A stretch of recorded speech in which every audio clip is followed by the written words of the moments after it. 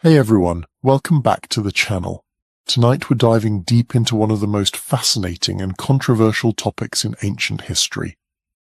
Before you settle in, take a moment to like this video and subscribe, but only if you genuinely enjoy the content we create here. Let me know in the comments where you're watching from and what time it is for you right now. It always amazes me to see our community spanning the globe, connecting over these ancient mysteries that transcend borders and centuries. Now, dim the lights if you can, maybe turn on a fan for that soft background hum, and let's begin this journey together into the distant past. We're going back thousands of years, to a time before the pyramids of Egypt reached toward the sky, before the hanging gardens of Babylon allegedly bloomed, before the great empires of Greece and Rome drew their first breath. We're traveling to the cradle of civilization itself, to the land between two rivers, to ancient Mesopotamia, to Sumer. The story begins not in antiquity, but in the 19th century, when archaeologists began unearthing clay tablets from the ruins of long-forgotten cities. These weren't just any tablets. They were covered in wedge-shaped markings, a writing system we now call cuneiform, one of the earliest known forms of writing in human history. As scholars painstakingly decoded these ancient texts, they discovered something remarkable. These weren't simple accounting records or mundane administrative documents, though plenty of those existed. Hidden among the inventories and trade records were epic tales, creation myths, and accounts of beings called the Anunnaki. The Sumerians emerged in southern Mesopotamia around 4,500 years before the Common Era, perhaps even earlier. They built the world's first cities, places with names that echo through history like Uruk, Ur, Eridu, and Lagash. These weren't crude settlements of mud huts. They were sophisticated urban centers with complex irrigation systems, monumental architecture, and organized government. The Sumerians invented the wheel. They created the first written language. They developed advanced mathematics, including a base 60-number system we still use today when we measure time and angles. They established the first known schools, which they called tablet houses, where scribes learned to read and write. But perhaps most intriguingly, they left us detailed accounts of their gods, and chief among these divine beings were the Anunnaki, whose name in Sumerian literally means something akin to princely offspring or those of royal blood. The Anunnaki weren't minor deities relegated to the footnotes of Sumerian religion. They were considered the great gods, the most powerful beings in the Mesopotamian pantheon, the children of An, the god of heaven, and Ki, the goddess of earth. They were the judges of fate, the ones who decreed the destinies of both gods and mortals alike. Now, before we go any further, we need to establish something crucial. There are essentially two narratives about the Anunnaki that you'll encounter. The first is the academic understanding based on careful translation of Sumerian, Akkadian, and Babylonian texts by trained scholars who have dedicated their lives to understanding these ancient languages. This narrative presents the Anunnaki as mythological deities, powerful beings in the Mesopotamian religious worldview, but ultimately figures of faith and storytelling, much like Zeus and the Olympian gods were to the ancient Greeks. The second narrative is the ancient astronaut theory, popularized primarily by author Zecharia Sitchin in his 1976 book The 12th Planet and the subsequent volumes in his Earth Chronicles series. This interpretation suggests that the Anunnaki were not mythological at all, but actual extraterrestrial beings from a planet called Nibiru, who came to Earth hundreds of thousands of years ago to mine gold, and who genetically engineered Homo sapiens to serve as a slave labor force. These two interpretations couldn't be more different. One treats the Sumerian texts as religious mythology, the cultural and spiritual expressions of an ancient civilization trying to understand their world. The other treats them as literal historical accounts of alien intervention in human evolution. Tonight we're going to explore both perspectives, but we're going to be clear about which is which. We'll examine what the tablets actually say, what scholars who can read the original languages tell us they mean, and where speculation begins. We'll look at the ancient astronaut interpretation not to validate it, but to understand why it has captured so many imaginations and to see where it diverges from the academic consensus. Because here's the thing. The story of the Anunnaki, even without aliens and spaceships, is absolutely fascinating. The Sumerian creation myths, their flood narratives, their complex theological hierarchies, they're compelling on their own merits. They influenced every culture that came after them, from the Babylonians and Assyrians to the Hebrews and eventually to our own modern religious and cultural frameworks. The fingerprints of Sumerian mythology are all over the Bible, particularly in the book of Genesis.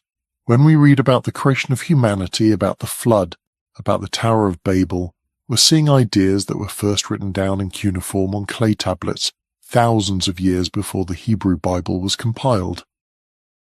Let's take a moment to appreciate the sheer scope of Sumerian innovation and achievement beyond just their mythology. The Sumerians were technological pioneers who transformed human civilization in ways that we still benefit from today. Their invention of the wheel around 3500 BCE revolutionized transportation and pottery making. The potter's wheel allowed for mass production of uniform ceramic vessels, crucial for storing grain, oil, and water. The wheeled cart transformed how goods could be moved across the landscape, enabling more extensive trade networks and economic development. Their development of bronze metallurgy, combining copper and tin to create a harder, more durable metal, ushered in the Bronze Age throughout the ancient Near East. Bronze tools were more effective than stone tools for agriculture, crafts, and warfare. Bronze weapons gave armies equipped with them significant advantages over those still using stone or copper. The Sumerians didn't invent copper smelting, but they perfected and expanded metallurgical techniques, creating sophisticated bronze implements and ornaments. The irrigation technology was perhaps their most crucial innovation. Southern Mesopotamia receives very little rainfall. Without irrigation, agriculture would be impossible there.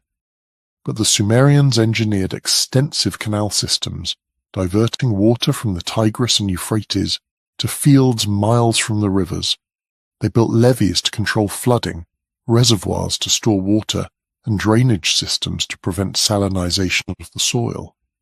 This required sophisticated understanding of hydrology, mathematics to calculate flow rates and gradients, and massive organized labor to dig and maintain the canals. The irrigation system supported the agricultural surplus that made urban civilization possible.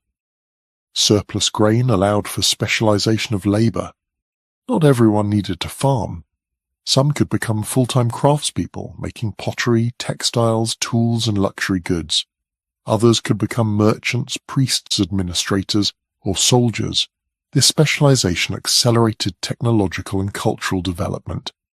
Craftspeople who worked full-time became more skilled than part-time farmers could ever be.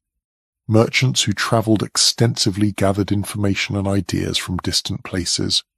Priests who managed temple complexes developed administrative techniques and record-keeping systems.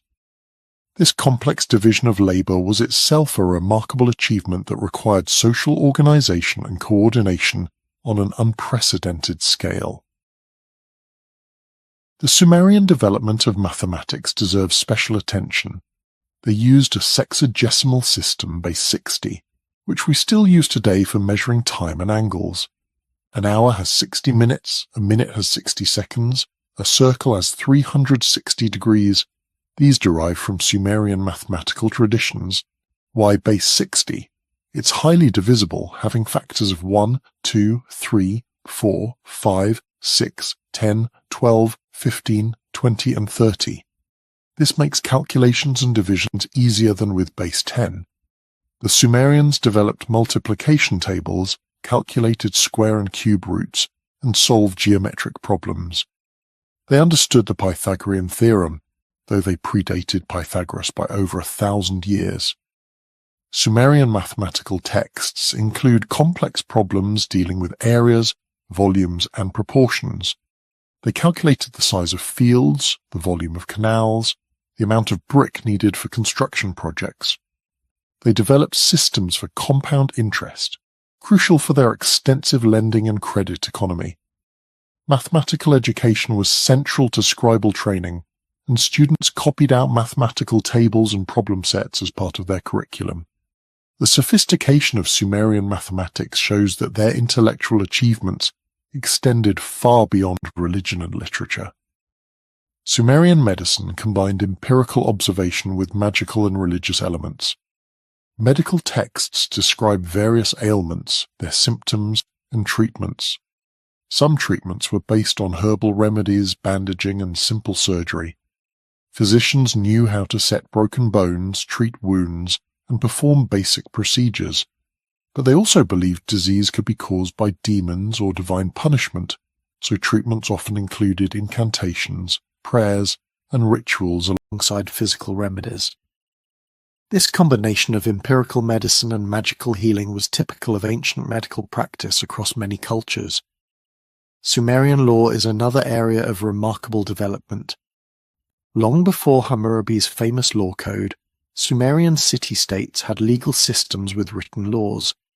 The Code of Ur-Nammu, dating to around 2100 BCE, is the oldest known law code. It includes provisions for compensation for injuries, regulations on marriage and family, property laws, and rules for commerce. Unlike later law codes that often prescribed physical punishments, many Sumerian laws used monetary fines as penalties. The legal system included courts where disputes could be adjudicated, judges who heard cases, and scribes who recorded proceedings. Property rights were well defined and protected. Land could be bought and sold with contracts recorded on clay tablets and witnessed by officials. Inheritance laws determined how property passed from one generation to the next. Women had certain legal rights, including the ability to own property, engage in business, and initiate divorce under specific circumstances, though their rights were generally more limited than men's. Slaves existed in Sumerian society, but they had some legal protections and could sometimes buy their freedom or own property. The social structure of Sumerian cities was hierarchical but somewhat fluid. At the top were the ruling class, including the king and his family, high-ranking priests, and wealthy landowners. Below them were free commoners, including farmers who owned their own land, craftspeople, merchants, and labourers. At the bottom were dependent workers and slaves, though the distinction between free poor people and unfree workers was sometimes blurry. Social mobility was possible. A successful merchant could accumulate wealth and rise in status.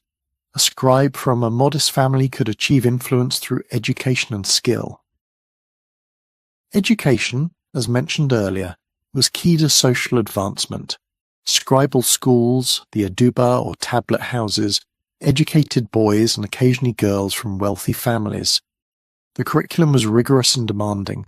Students learned to read and write hundreds of cuneiform signs, memorized multiplication tables, studied literature and legal formulas, and learned the proper forms for various types of documents. Discipline was strict, with texts mentioning the man in charge of the whip, who punished lazy or unruly students.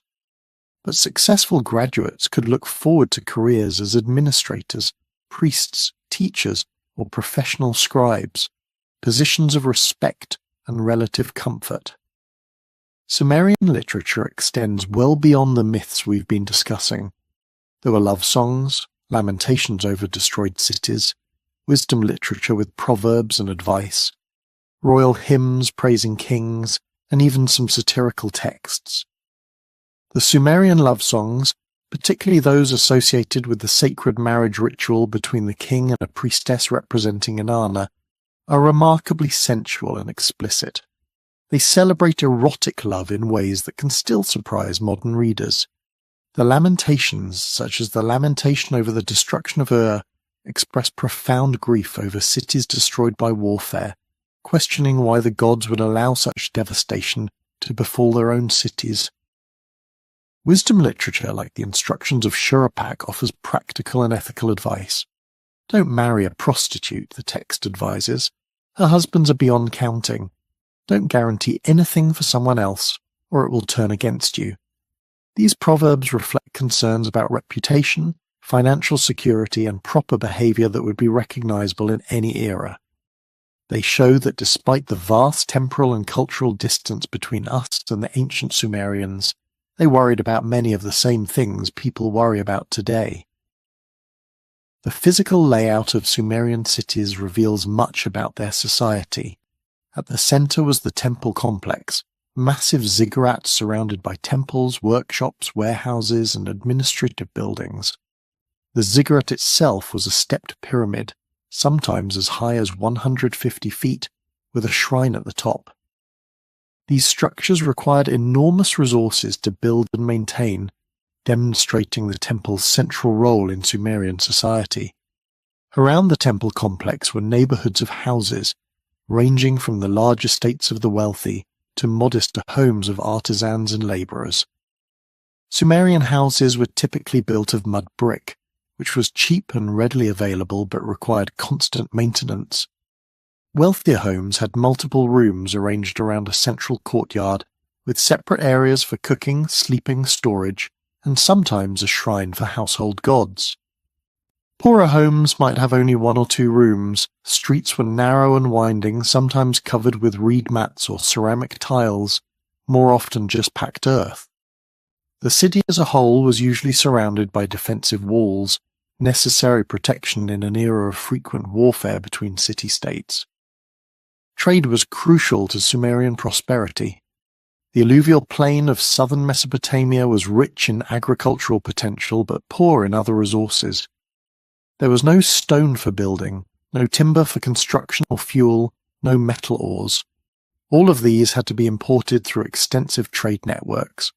Sumerian merchants traded grain, textiles, and crafted goods for cedar wood from Lebanon, copper from Oman, tin from Afghanistan or Anatolia, lapis lazuli from Afghanistan, obsidian from Anatolia, and precious stones from various sources. These trade routes stretched hundreds or even thousands of miles, connecting Mesopotamia to the Indus Valley, to Anatolia, to the Persian Gulf, and to the Mediterranean. The ships that plied the Persian Gulf and navigated the rivers were technological marvels in themselves. Sumerian boats were made of reeds covered with bitumen for waterproofing, or of wood when available. They could carry substantial cargoes and were crucial for moving bulk goods like grain and timber. Donkey caravans carried goods over land routes, following ancient paths that would later become major trade roads. The merchants who organized this trade were often wealthy and influential, though they typically operated under the auspices of temples or palace, which provided capital and claimed a share of profits. Let's also discuss Sumerian astronomy, which was quite sophisticated and intimately connected to their religious worldview. The Sumerians carefully observed the heavens, tracking the movements of the sun, moon, and visible planets. They identified constellations and associated them with various deities. The movements of celestial bodies were thought to reflect divine will and to presage earthly events, the basis of astrology. Priests kept detailed astronomical records, noting the positions of planets, the phases of the moon, and the occurrence of eclipses. These observations weren't just religious. They were practical. The Sumerian calendar was lunar, based on the cycles of the moon. Months began with the new moon and lasted 29 or 30 days. 12 lunar months made a year of 354 days, about 11 days short of a solar year. To keep the calendar aligned with the seasons, crucial for agricultural timing, the Sumerians periodically added intercalary months, an extra month inserted every few years. This required careful astronomical observation and mathematical calculation. The Sumerian division of the day into hours and the development of water clocks and shadow clocks to measure time show practical applications of astronomical knowledge. Time measurement was important for regulating labor, scheduling rituals, and organizing activities. The Sumerians developed sophisticated timekeeping techniques that would be refined by later cultures, but originated in Sumerian innovations. Now, Returning to mythology with this broader cultural context in mind, we can better appreciate what the myths meant to the Sumerians. The myths weren't separate from daily life, but deeply integrated with it. When priests recited creation myths during New Year festivals, they were reinforcing cosmic order and renewing the world. When farmers prayed to Enlil for favorable weather, they were appealing to the god who controlled the storms and rains that could make or break the harvest. When women sought Inanna's blessing for childbirth or fertility, they were calling on the goddess who governed sexuality and reproduction. The temples where these rituals occurred were not just religious centers, but economic powerhouses and social hubs.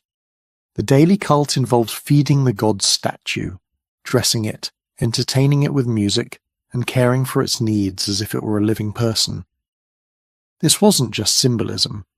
The Sumerians genuinely believed the statue housed the deity's presence, that the god actually dwelt in the temple. Caring for the god was a sacred duty that ensured divine favor for the city. Neglecting the cult could lead to disaster, famine, plague, or military defeat. Major festivals brought the entire community together in shared ritual. The New Year festival, celebrated in different forms across Mesopotamian cities, typically included processions where the god's statue was carried through the streets, dramatic reenactments of mythological events, feasting, and ritual renewal of kingship. These festivals reinforced social bonds, reaffirmed cosmic order, and allowed ordinary people to participate in the sacred drama of divine governance. The sacred marriage ritual, performed in some cities, involved the king and a high priestess representing Inanna sexually consummating a union that symbolized fertility for the land and prosperity for the people. This ritual enacted mythological themes of divine sexuality and its connection to agricultural abundance. Modern sensibilities may find this strange or uncomfortable, but in the Sumerian worldview it made perfect sense. Divine and human realms were interconnected, and human actions could affect divine favor. Understanding this integration of myth and daily life helps us see why the Anunnaki were so important to Sumerian religion.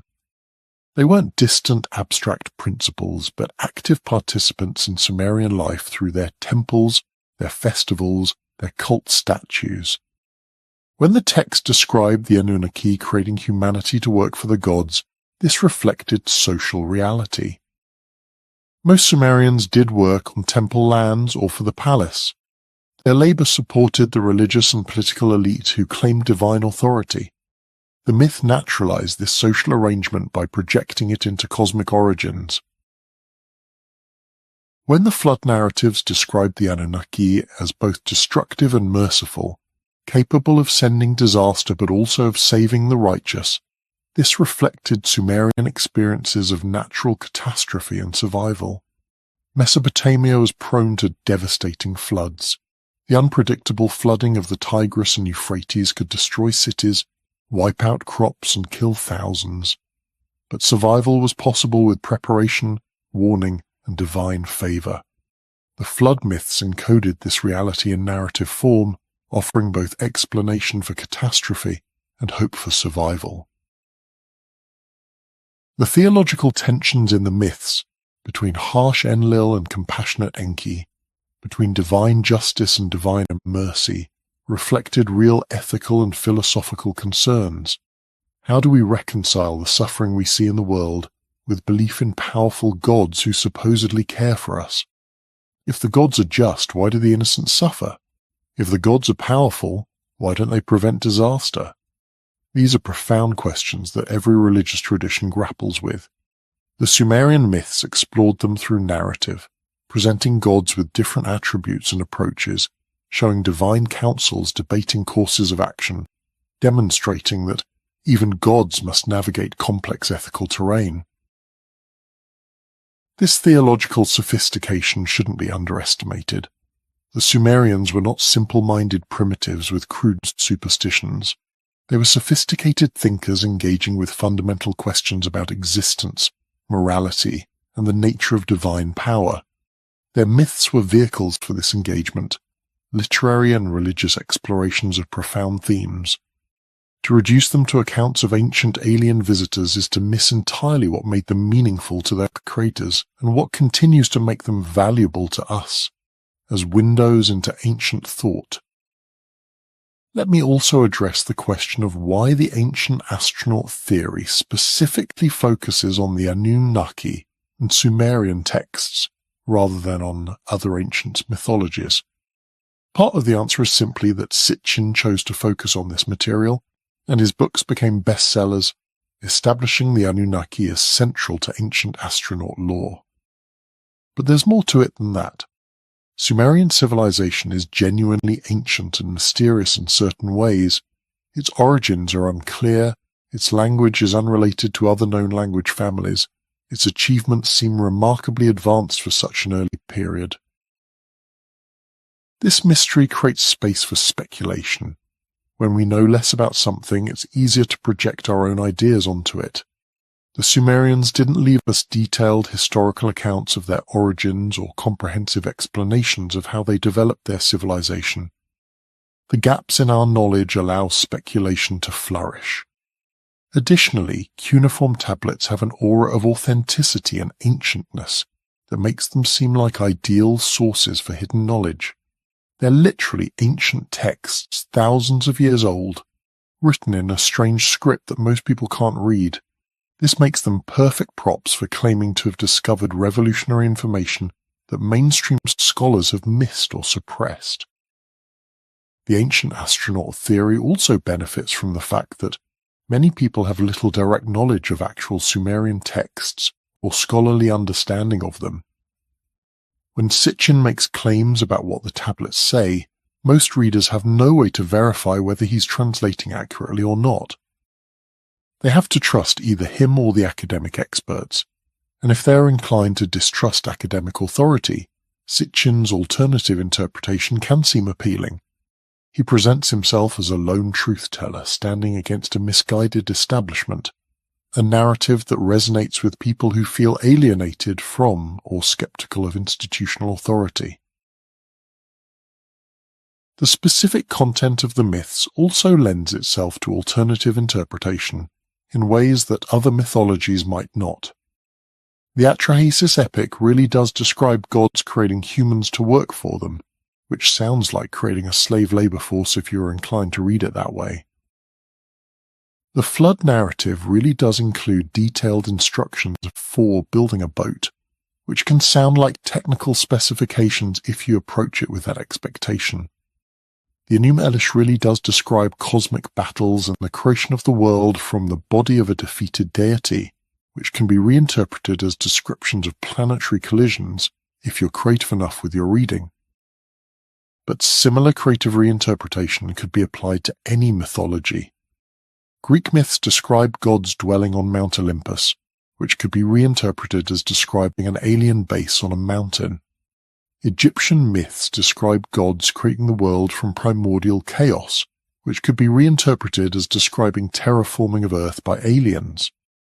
Hindu myths describe flying vehicles called vimanas, which have been claimed as descriptions of ancient aircraft. Norse myths describe Asgard connected to Earth by a rainbow bridge, which could be reinterpreted as describing some kind of transportation technology. The point is that creative reinterpretation of mythology as alien encounter accounts can be done with any mythological tradition if you're determined to do so. What matters is not whether we can imaginatively reinterpret myths as describing aliens, but whether the evidence supports such reinterpretation over the conventional understanding of these texts as religious mythology. And in the case of Sumerian texts and the Anunnaki, the evidence overwhelmingly supports the conventional scholarly interpretation. The texts make sense as religious literature. They serve clear, religious, political, and social functions. They use imagery and concepts appropriate to their cultural context. They connect logically to the broader tradition of Near Eastern mythology. The alternative interpretation requires us to believe that ancient scribes were recording literal historical events involving aliens but using metaphorical language that perfectly mimics religious mythology, that scholars who can read the languages are systematically mistranslating texts to suppress evidence of alien contact, and that ancient peoples were incapable of achieving their documented accomplishments without outside help. Each of these claims is problematic and unsupported by evidence. The conventional interpretation requires only that we understand the texts as products of their cultural context, which is straightforward and evidence-based. Let's also address one final important point about the nature of evidence and how we evaluate claims about the past. Historical and archaeological claims are not all equally valid. Some claims are well supported by extensive evidence, careful analysis, and expert consensus. Other claims are speculative, based on limited or misinterpreted evidence, and rejected by experts. The difference matters. When we want to know what really happened in the past or what ancient texts actually say, we should look to the best available evidence and the consensus of experts who have the training and knowledge to evaluate that evidence properly. This doesn't mean experts are never wrong. Scientific and scholarly consensus does change when new evidence emerges or when new analytical techniques reveal things previously unknown. But consensus changes through rigorous processes of research, peer review, and scholarly debate, not through popular books making sensational claims without solid evidentiary support. The burden of proof is on those making extraordinary claims, not on the scholarly establishment to prove them wrong. If someone claims Sumerian texts describe ancient astronauts, they need to provide strong evidence that their interpretation is more accurate than the conventional scholarly understanding. Simply asserting it or offering creative reinterpretations is not sufficient. In the case of the ancient astronaut interpretation of Sumerian texts, the evidence is simply not there. The proposed translations are inaccurate. The interpretations are anachronistic. The supporting arguments rely on misunderstandings of both ancient culture and modern science. Scholars have repeatedly pointed this out, but the theories persist in popular culture because they're entertaining, because they tap into certain psychological needs and cultural currents, and because many people lack the background to evaluate the claims critically. Education is the best remedy. When people understand what cuneiform texts actually say, how scholars translate and interpret them, and what the evidence for human cultural evolution actually shows, they're better equipped to evaluate ancient astronaut claims skeptically. This brings us back to where we started. The Sumerian tablets reveal a sophisticated ancient civilization with complex religious beliefs, remarkable technological achievements, and profound philosophical and ethical concerns. The Anunnaki were the great gods of this civilization, powerful beings who in Sumerian mythology created the world, established order, created humanity, and decreed the destinies of mortals. These myths served crucial religious, social, and political functions. They were vehicles for exploring profound questions about existence, suffering, justice, and the relationship between humans and the divine. They influenced every subsequent Near Eastern culture, and through biblical tradition, continue to shape religious thought today. This is what the tablets actually reveal when we read them carefully and interpret them in their proper cultural context. It's a remarkable story, one that connects us to our ancient past and helps us understand the foundations of human civilization. It doesn't require aliens to be fascinating. The human story alone is extraordinary enough. Our ancestors built cities, developed writing, created art and literature, established legal systems, advanced mathematics and astronomy, and explored profound questions about existence, all without help from extraterrestrials. That's the real wonder, the true legacy of the Sumerian civilization and their myths of the Anunnaki. So thank you once more for joining me on this comprehensive exploration of Sumerian tablets and the Anunnaki. We've covered the actual content of the texts, the scholarly understanding of them, the alternative ancient astronaut interpretation, the cultural context of Sumerian civilization, the legacy of these myths in later traditions, and the importance of critical thinking when evaluating claims about the past. I hope this has been informative, thought-provoking, and helpful for understanding both ancient Mesopotamian culture and how to think critically about alternative historical theories. If you found this valuable, please like the video and subscribe to the channel. Share your thoughts in the comments. I love hearing from viewers and learning what topics interest you. Where are you watching from? What aspects of ancient Mesopotamian civilization would you like to see explored in future videos? Do you have questions about anything we've discussed? Let me know, and perhaps your suggestion will inspire a future deep dive. Remember that the past is our shared heritage, our connection to thousands of years of human experience and achievement. The Sumerian tablets are precious artifacts that deserve our respect and accurate understanding. They tell us who our ancestors were, how they thought, what they valued, and what questions occupied their minds. They connect us across the vast expanse of time to the very beginnings of recorded civilization. That connection is profound and meaningful, and it's worth preserving through careful scholarship and critical engagement with the evidence. The Anunnaki, whether we understand them as gods, as literary characters, or as symbols of cosmic forces, are part of our collective human story. They represent our ancient ancestors' attempts to understand the forces that shaped their world and their lives. In engaging with their myths, we engage with fundamental human concerns that transcend any particular era or culture. We're all part of the long chain of human thought and culture that stretches back towards the first Sumerian cities and forward to our present moment and beyond. Understanding our place in that chain, appreciating the contributions of those who came before us, and maintaining intellectual honesty in how we engage with the past, these are all part of being thoughtful, informed citizens of the modern world. So keep questioning, keep learning, keep thinking critically, and keep exploring the genuine wonders of human history and culture. The truth, carefully researched and honestly presented, is always more interesting and more valuable than comforting fictions or sensational falsehoods. And the story of human civilization, from its Sumerian beginnings to our present day, is the most remarkable story of all. Thanks for being part of this exploration. Until next time. So, let's begin at the beginning. Let's start with what we actually know about the Sumerians and their civilization. Southern Mesopotamia in the 4th millennium BCE was a challenging environment. It was hot, dry, and largely devoid of natural resources like stone, timber, and metal ore. The Tigris and Euphrates rivers flooded unpredictably, sometimes destructively. But the Sumerians, through ingenuity and organized labor, turned these challenges into advantages. They developed irrigation agriculture, channeling the river waters into canals and fields, transforming the arid landscape into fertile farmland. This agricultural surplus allowed for population growth and the development of specialized occupations. Not everyone needed to farm. Some people could become artisans, merchants, priests, or scribes.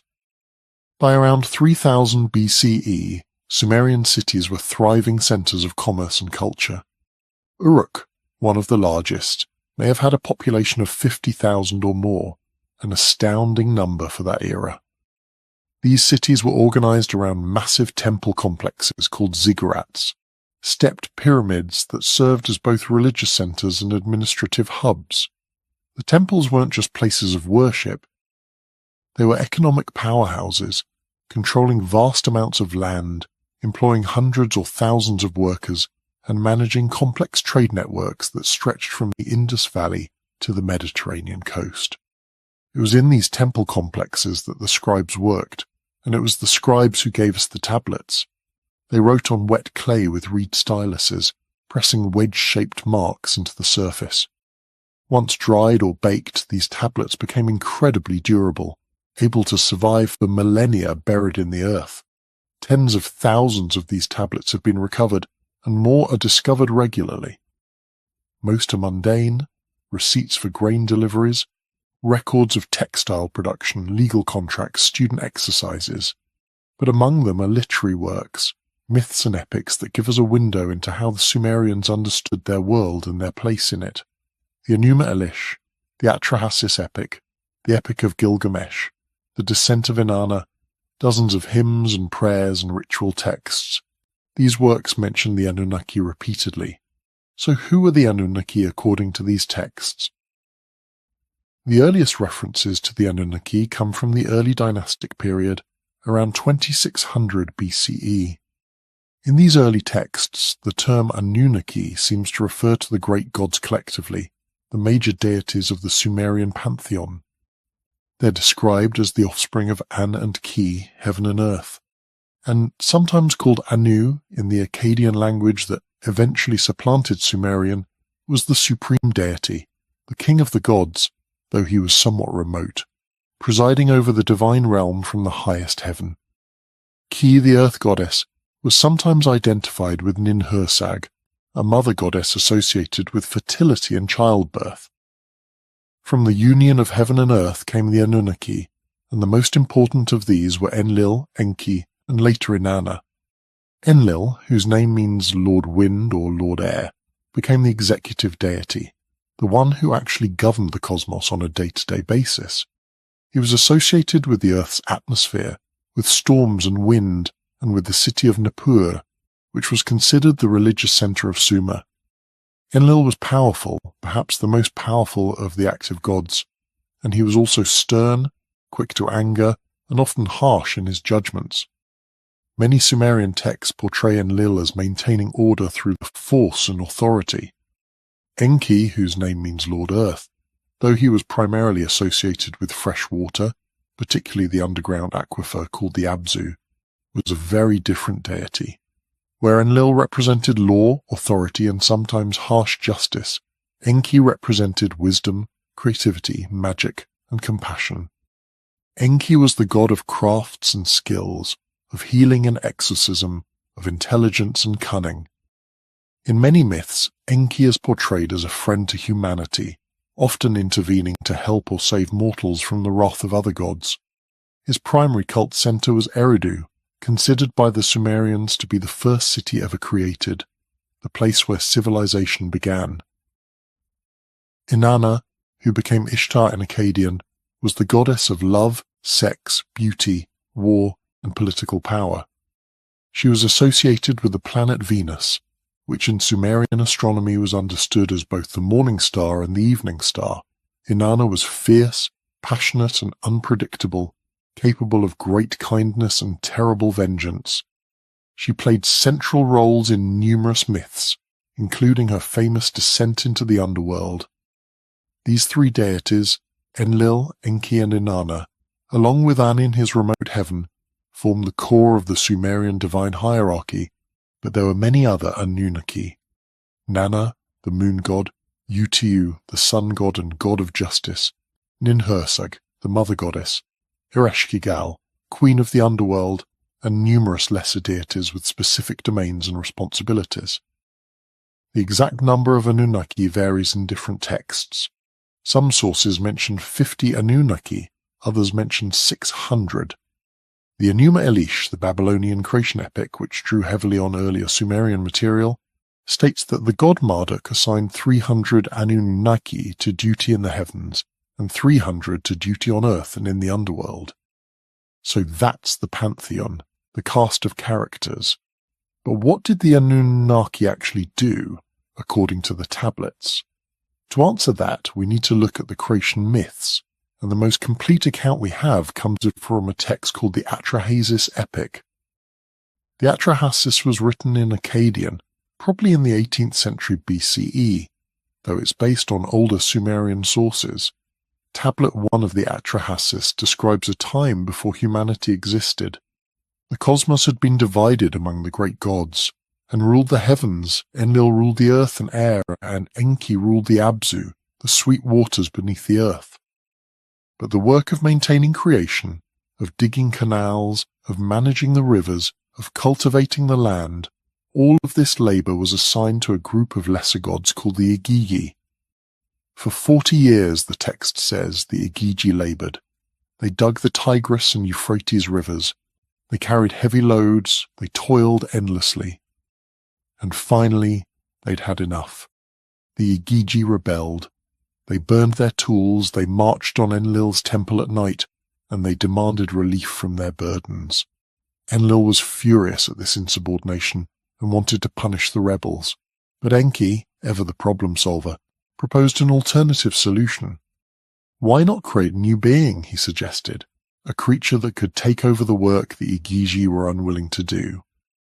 The gods agreed to this plan, and Enki, with the help of the mother goddess Nintu, who's another name for Ninhursag, set about creating humanity.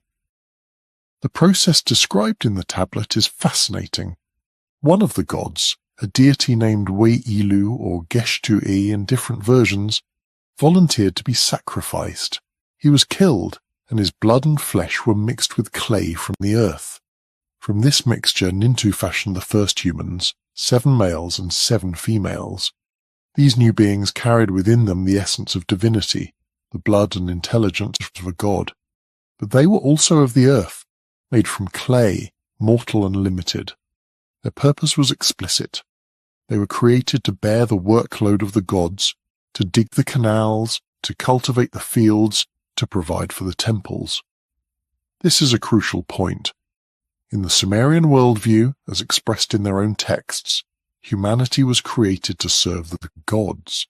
Humans existed to work, to build, to farm, to make offerings and sacrifices that fed and pleased the divine beings. The temples weren't just symbolic. They were understood as the literal houses where the gods dwelt, and humans were the staff, the servants who maintained these divine households. At first, everything worked wonderfully. The humans multiplied, they labored diligently, they brought offerings to the temples, and the gods were pleased. They no longer had to toil, they could rest, feast, and enjoy the worship of their mortal servants. But then a problem emerged. Humans were too successful. They multiplied too quickly. Within generations there were thousands of humans, then tens of thousands, then more, and they were noisy. They filled the earth with their clamour, their voices, their activities. The text of the Atrahasis specifically describes the noise of humanity as the problem.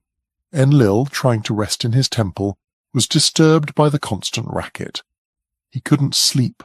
He couldn't think. The noise of humanity was everywhere, so Enlil decided to reduce the human population. His first attempt was to send a plague. Disease swept through the human settlements, killing many. The survivors prayed to their patron gods for help, and Enki, compassionate as always, taught them how to make offerings to Namtar, the god of plague, to appease him. The plague ended, and humanity recovered. But within a few generations the population exploded again, and the noise returned. Enlil tried again, this time sending a drought. The rains failed, the rivers ran low, crops withered, and famine spread across the land. Again the humans prayed, and again Enki intervened, teaching them to make offerings to the god who controlled the rains.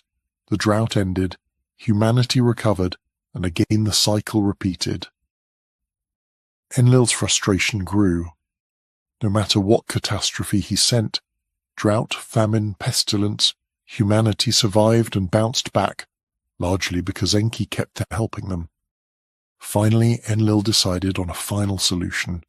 He would send a flood, a deluge so massive and complete that it would wipe out humanity entirely. And this time, he made the other gods swear an oath not to warn the humans. Even Enki was bound by this oath. He could not directly tell any human about the coming flood. But Enki was clever. He went to the home of a wise and pious man named Atrahasis, whose name means exceedingly wise. Enki didn't speak to Atrahasis directly.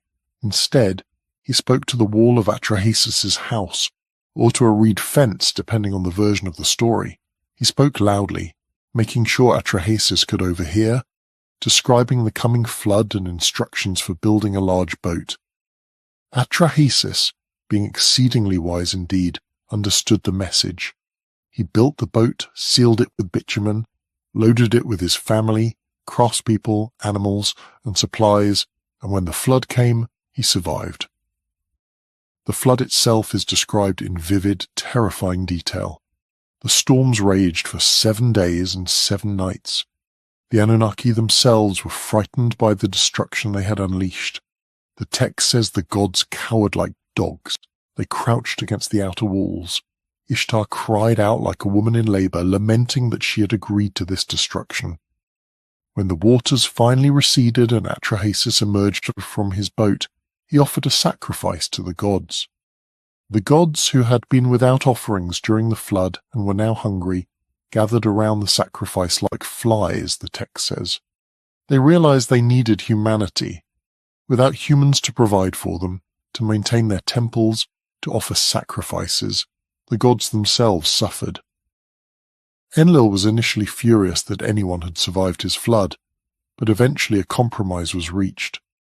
Humanity would be allowed to continue, but measures would be put in place to control the population. The text describes the creation of women who cannot bear children, of infant mortality, and of celibate priestesses, all as ways to prevent humanity from becoming too numerous again. Atrahasis himself was blessed and taken away to live with the gods, granted a form of immortality as a reward for his piety. This is the Atrahasis epic, and it's one of the most complete accounts we have of Sumerian Babylonian views on human creation and purpose. The story appears in various forms across Mesopotamian literature. The Sumerian flood story, also called the Eridu Genesis, tells a similar tale with a hero named Zusudra. The Akkadian epic of Gilgamesh includes the flood narrative in its 11th tablet, where the hero is called Utnapishtim. The basic outline remains consistent across these versions. Now, let's pause here and consider what we've learned from the actual tablets, the canonical sources. According to Sumerian and Akkadian texts, the Anunnaki were gods, divine beings who ruled the cosmos. They created humanity from clay mixed with divine essence to serve as workers, to perform the agricultural and manual labor that the lesser gods had been doing. Humanity's purpose was to serve the gods, to maintain their temples, and to provide offerings. When humans became too numerous and too noisy, Enlil attempted to reduce the population through various catastrophes, culminating in a great flood. Enki, the wise and compassionate god, intervened to save a worthy human, Atrahasis, and through him humanity survived. This is what the tablets actually say. This is the mythology as the Sumerians and their successors recorded it. There's no mention of spaceships in these texts, no discussion of planets outside our solar system, no descriptions of genetic laboratories or DNA manipulation. The creation of humanity is described in terms the ancient Mesopotamians would understand: clay and divine essence, crafting and shaping, the work of a potter rather than a geneticist. The motivations of the gods are presented in anthropomorphic terms. They get tired from work, they get annoyed by noise, they get hungry without sacrifices.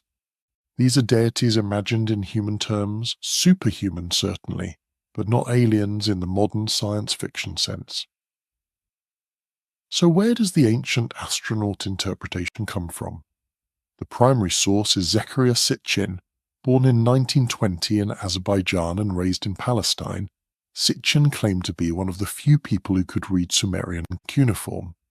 This claim has been disputed by actual Assyriologists and Sumerologists, who have pointed out numerous errors and misinterpretations in his work. Sitchin's background was in economics and journalism, not ancient languages or archaeology. Nevertheless, in 1976 he published The 12th Planet, which would become an international bestseller and launch an entire genre of ancient astronaut literature.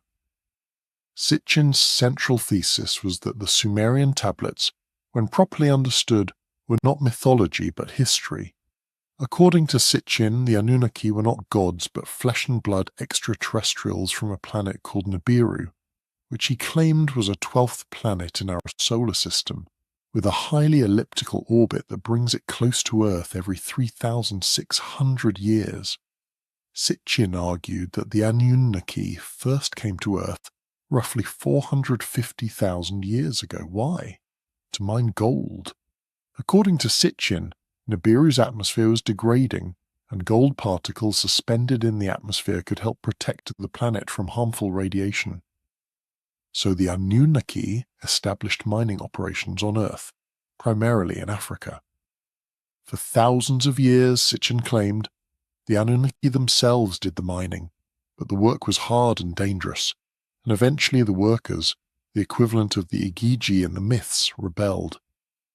The solution, according to Sitchin's reading of the Atrahasis epic, was to create a primitive worker through genetic engineering. The Anunnaki took Homo erectus, an early hominid species that already existed on Earth, and combined its DNA with their own, creating Homo sapiens. We are, in Sitchin's view, hybrids, part terrestrial ape, part alien Anunnaki. Sitchin interpreted the creation accounts quite literally. When the text says humanity was created from clay mixed with the blood of a god, Sitchin saw this as a metaphorical description of genetic engineering. The clay represented the earthly hominid DNA, the divine blood represented Anunnaki DNA, and the mixing represented the genetic manipulation that produced modern humans. The purpose of this creation remained the same as in the traditional reading to provide workers, but in Sitchin's version, we were created as a slave race to mine gold for our alien creators. Sitchin went further, claiming that much of human history as recorded in ancient texts was actually a record of Anunnaki activities and power struggles on Earth. He identified specific Anunnaki individuals with roles in human development. Enki, he suggested, was the Anunnaki scientist responsible for creating humans and generally favorable to humanity. Enlil was the stern military commander who viewed humans as tools and was quick to punish them when they stepped out of line. The flood, in Sitchin's interpretation, was Enlil's attempt to wipe out humanity, possibly because humans had begun to interbreed with the Anunnaki themselves, creating unauthorized hybrids. Sitchin also claimed that the Anunnaki taught humanity the basics of civilization, agriculture, writing, mathematics, astronomy, and metallurgy. The sudden appearance of advanced Sumerian civilization around 3000 BCE was, in his view, evidence of this knowledge transfer from alien visitors. When the Anunnaki eventually left Earth, they left behind a legacy of myth and religion, with themselves remembered as gods in human culture. Sitchin suggested that the Anunnaki might return when Nibiru next approaches Earth. These ideas were elaborated across Sitchin's Earth Chronicles series, which eventually comprised 7 books, and they spawned countless imitators and variations. The ancient astronaut theory, while predating Sitchin with authors like Erich von Daniken, found perhaps its most detailed expression in Sitchin's work. His books have sold millions of copies worldwide and have been translated into dozens of languages. The ideas have permeated popular culture, inspiring television shows like Ancient Aliens, influencing movies, video games, and novels. But here's what's crucial to understand. Sitchin's interpretations are almost universally rejected by scholars who actually work with Sumerian and Akkadian texts. Assyriologists, the academics who specialize in ancient Mesopotamian languages and cultures, have repeatedly pointed out fundamental flaws in Sitchin's methodology and conclusions. Let's examine some of the main criticisms. First, Sitchin's translations are questionable at best. Scholars who can read cuneiform have noted that Sitchin frequently mistranslates words, assigns meanings to terms that they simply don't have in Sumerian or Akkadian, and quotes texts out of context or in truncated form to support his arguments. For example, Sitchin claimed that the Sumerian word Dindokgir, which means god or deity, actually meant the righteous ones of the blazing rockets. This is simply not what the word means. It's a standard term for God that appears thousands of times in Sumerian texts in contexts that have nothing to do with rockets or spacecraft. Similarly, Sitchin argued that references to the Me, which were divine powers or cosmic principles in Sumerian thought, were actually some kind of data storage devices or computer programs. Again, this is reading modern concepts into ancient texts in ways the original authors never intended. Second, Sitchin's astronomy is problematic. His claim that Nibiru is a planet in our solar system with a 3,600-year orbit encounters serious issues.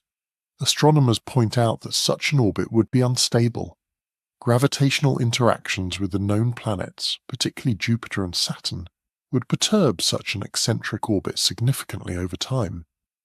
Within a relatively short period, astronomically speaking, such a planet would either be ejected from the solar system entirely or would have its orbit altered dramatically. There's also the simple fact that no such planet has ever been observed, despite extensive astronomical surveys. If a planet-sized body was regularly entering the inner solar system, we would detect it well in advance of its arrival. Modern astronomy has mapped essentially everything larger than a few kilometers in the outer solar system. There's nowhere for a hidden planet to hide, especially not one that supposedly comes near Earth every few thousand years. Sitchin also claimed that the Sumerians knew of 12 planets, counting the Sun and Moon as planets, plus 10 known planets including Nibiru. But this is incorrect. The Sumerians knew of 5 planets that could be seen with the naked eye: Mercury, Venus, Mars, Jupiter, and Saturn. They didn't have telescopes. They couldn't see Uranus, Neptune, or Pluto, much less any hypothetical additional planets. Third, the genetic engineering claims don't hold up. Sitchin suggested that the Anunnaki manipulated hominid DNA 450,000 years ago to create Homo sapiens. But we know from fossil evidence and genetic studies that modern humans, Homo sapiens, only emerged around 300,000 years ago in Africa, and we understand the evolutionary path quite well. There's no evidence in the human genome of alien intervention. Our DNA tells a story of gradual evolution from earlier hominid species, with well-documented transitions and intermediate forms. The genes that make us human can be traced back through our evolutionary history without requiring any outside genetic input. Fourth, the archaeological evidence doesn't support alien intervention in human development. Sitchin pointed to the sudden emergence of Sumerian civilization as evidence of knowledge transfer from the Anunnaki, but archaeologists have shown that Sumerian civilization didn't appear out of nowhere. There's a clear developmental sequence from the Ubaid period through the Uruk period, showing gradual advances in agriculture, pottery, architecture, and social organization. The invention of writing, for example, wasn't a sudden gift. We can trace its development from simple counting tokens to more complex accounting systems to pictographic writing to the fully developed cuneiform script, a process that took centuries. Each innovation built on previous ones in a way that makes sense for human cultural evolution. There's no point where we need to invoke alien teachers to explain the evidence. Fifth, and perhaps most fundamentally, Sitchin's approach treats mythology as literal history in a way that misunderstands the nature of myth. Ancient peoples used stories to express truths about their world, their values, and their place in the cosmos. These stories weren't meant to be historical or scientific accounts in our modern sense. They were religious and philosophical narratives. When the Atrahasis says humans were created from clay and divine blood, it's making a theological point about human nature, that we partake of both the earthly and the divine, that we're neither fully animal nor fully God. It's not describing a laboratory procedure. To read these texts as literal descriptions of events is to impose a modern, materialistic framework on ancient religious thought. It's like reading the parables of Jesus as if they were news reports and then trying to locate the actual Good Samaritan or the specific inn where the prodigal son stayed. You're missing the point of the narrative entirely. So why does the ancient astronaut theory persist despite scholarly rejection? Several factors contribute. First, the theory is genuinely fascinating. The idea that aliens visited ancient Earth, that gods were astronauts, that humanity has extraterrestrial heritage, these are compelling narratives. They combine the mysteries of ancient history with the possibilities of space exploration and alien life. They offer seemingly simple explanations for complex historical questions. Second, there's a certain distrust of mainstream academia built into the theory. Proponents often suggest that scholars are close-minded, that they reject evidence that doesn't fit their preconceptions, or even that there's some kind of conspiracy to suppress the truth about human origins. This allows believers to dismiss scholarly criticism and see themselves as truth-seekers fighting against an establishment. Third, the theory taps into a sense of wonder about ancient achievements. When people look at the pyramids, or at Stonehenge, or at other ancient monuments, they sometimes find it hard to believe that people without modern technology could build such things. The ancient astronaut explanation provides an answer. These structures were built with alien help or alien technology. Never mind that archaeologists have shown exactly how ancient peoples built these monuments using the tools and methods available to them. The alien explanation feels more dramatic. Fourth, there's a religious dimension for some people. The ancient astronaut theory can be seen as a way to rationalize religious texts and traditions. If the gods were aliens, then the stories in the Bible or other religious texts can be understood as distorted accounts of real historical events, rather than as pure mythology or faith-based narratives. This can be appealing to people who want to maintain a connection to religious tradition, while also embracing a more materialistic or scientific worldview. But we should be clear about something. Entertaining these ideas as speculative fiction is fine.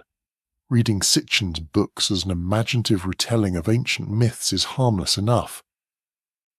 The problem arises when people accept these interpretations as factual, when they reject the careful work of scholars who have dedicated their lives to understanding ancient languages and cultures in favor of alternative theories that lack evidentiary support. Because here's what we actually know based on rigorous academic study. The Sumerians were a remarkable people who developed one of the world's first civilizations through human ingenuity, hard work, and cultural evolution. They created writing, built cities, developed sophisticated legal codes, and established religious and philosophical traditions that would influence human thought for millennia. Their mythology, preserved on thousands of clay tablets, gives us insight into how they understood creation, divinity, and the human condition. The Anunnaki were their gods, powerful beings who in their myths created the world, established order from chaos, and shaped human destiny. These myths served religious, political, and social functions, expressing Sumerian values and worldview. The similarities between Sumerian myths and later traditions, including biblical narratives, show the deep cultural continuity of the ancient Near East. Ideas flowed from Sumer to Akkad to Babylon to Assyria to Canaan and beyond, each culture adapting and reinterpreting the stories for their own purposes. When we read the flood narrative in Genesis, we're seeing a story that was first written down in Sumerian thousands of years earlier, passed through Akkadian and Babylonian versions, and eventually incorporated into Hebrew tradition. The same is true for creation accounts, for the idea of a divine council, for concepts of sin and divine judgment. The cultural legacy of Sumer is incalculable. Now, does this mean there's no mystery left? Of course not. There's much we still don't understand about the Sumerians. Many tablets remain untranslated or poorly understood.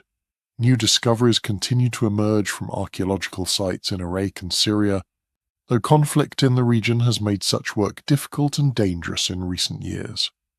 The origins of the Sumerians themselves are somewhat mysterious. We're not entirely sure where they came from before they appeared in southern Mesopotamia. Their language is a linguistic isolate, meaning it's not clearly related to any other known language family. Some have suggested connections to other language groups, but none are definitively proven. We also don't fully understand many aspects of Sumerian religion and ritual practice. The myths give us one view, but daily religious life, the actual practices of ordinary people as opposed to priests and rulers, is harder to reconstruct. The relationship between different city-states and their patron deities, the evolution of religious thought over the 2,000 years of Sumerian Akkadian civilization, These are areas where scholarship continues to develop new insights. But these genuine mysteries don't require aliens to explain them. They're questions that patient archaeological and philological work continues to address. Every year, scholars publish new translations, new interpretations, new archaeological findings that add to our understanding. The picture becomes clearer and more complex, not through speculation about ancient astronauts, but through careful, methodical study of the evidence. So let's return to our original question. What do the Sumerian tablets reveal about what the Anunnaki did on Earth before humans? According to the tablets themselves, as understood by scholars who can read them, the Anunnaki were the great gods of the Sumerian pantheon. They organized the cosmos, dividing it into spheres of influence, heaven, earth, and the underworld. They created humanity to serve as workers, to maintain the temples and provide for the gods. They decreed the fates of mortals and immortals alike. They sent catastrophes when humanity displeased them, particularly when humans became too numerous and noisy. And they also, in the figure of Enki especially, showed compassion and wisdom, teaching humans skills and knowledge, intervening to save worthy individuals from destruction. These gods reflected the Sumerian understanding of power, authority, and the divine. Enlil embodied the harsh but necessary force of law and order. Enki embodied wisdom, creativity, and mercy. Inanna embodied passion, love, and the terrible power of both creation and destruction, and embodied distant, supreme authority. The myths featuring these deities were not historical accounts, but religious narratives that expressed deep truths about human existence, about our relationship with forces greater than ourselves, about the nature of order and chaos, about the meaning of suffering and survival. The flood narrative, for instance, isn't really about a historical deluge, though floods certainly occurred in Mesopotamia and may have inspired the story. It's a meditation on divine judgment, on the problem of evil, on the possibility of salvation through righteousness and divine favor. It's about the tension between justice and mercy, between the harsh Enlil who would destroy all humanity and the compassionate Enki who saves the righteous. These are timeless themes that every culture grapples with. When later cultures, particularly the Hebrews, adapted these stories, they reinterpreted them in light of their own theological concerns. The polytheistic pantheon became monotheistic. The capricious gods became the one sovereign god. The flood became explicitly about human wickedness and divine judgment. Noah became more morally emphasized than Atrahasis, but the basic narrative structure remained, showing how powerfully these Sumerian stories had embedded themselves in Near Eastern culture. We should also note that the Anunnaki appear in various roles across different periods and texts. In early Sumerian sources, they're primarily the great gods collectively. By the Old Babylonian period, we see them associated particularly with the underworld and with fate deciding. In the Enuma Elish, the Babylonian creation epic from around the early 2nd millennium BCE, the Anunnaki are among the gods created by the primordial deities, and they play a role in the cosmic battle between Marduk and Tiamat. The Enuma Elish is worth discussing briefly because it gives us another perspective on creation and divine order. The epic begins with primordial chaos, represented by Apsu, the fresh water, and Tiamat, the salt water. From their mingling came the first gods, including the Anunnaki. These younger gods were noisy and disturbed Apsu's rest. Sound familiar?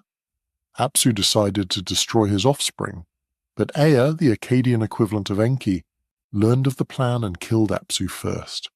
Tiamat, enraged by her consort's death, prepared for war against the younger gods. The gods were terrified of Tiamat until Marduk, the son of Ea, volunteered to fight her if they would make him king of the gods. They agreed. Marduk battled Tiamat, defeated her, and split her body in two, using one half to create the heavens and the other to create the earth. He then created humanity from the blood of Kingu, Tiamat's second consort who had led her army. Humanity's purpose? To serve the gods and free them from labor. The Anunnaki then built Babylon as Marduk's city and proclaimed him king with 50 names of power. This myth served an important political function.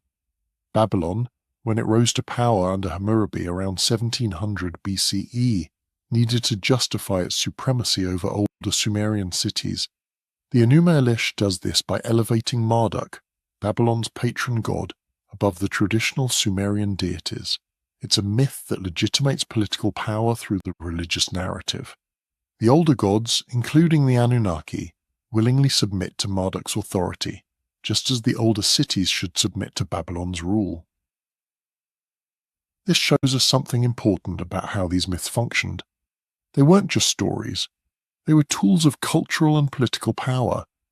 They explained the world, justified social hierarchies, legitimated rulers, and provided frameworks for understanding human existence. The gods in these myths aren't aliens from other planets. They're personifications of natural forces, of political powers, of human passions and virtues writ large. Consider Inanna, also known as Ishtar. She's the goddess of love and sex, but also of war and political power. Why this combination? Because the Sumerians recognized that these domains were linked. Erotic passion and violent aggression both arise from similar emotional sources. Political power and sexual allure are intertwined. A goddess who embodies all of these is a complex, multifaceted deity who reflects the complexity of human experience. When we read myths about Inanna's love affairs, her descent to the underworld, her rage at being slighted, we're reading about power, desire, mortality, and the limits of even divine authority. These are profound themes explored through narrative, rather than through philosophy or theology in the abstract. The ancient Mesopotamians thought through story.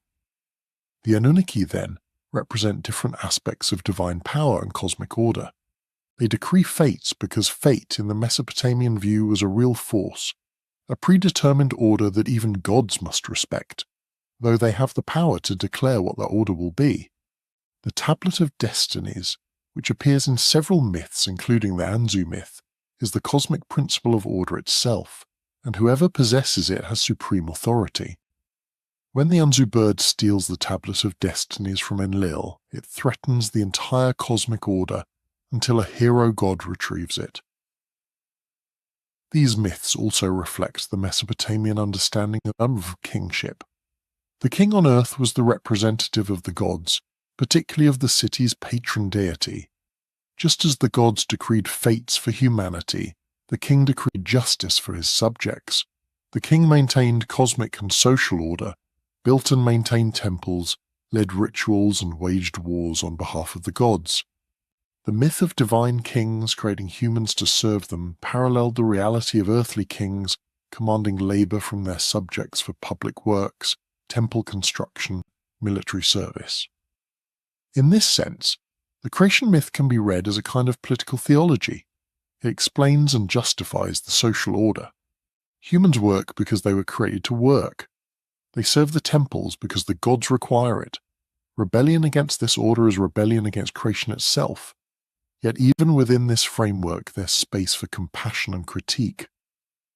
Enki's repeated interventions to help humanity, his clever circumventing of Enlil's harsh decrees, these elements suggest that, even in a hierarchical authoritarian worldview, the Mesopotamians valued wisdom, mercy, and the protection of the vulnerable.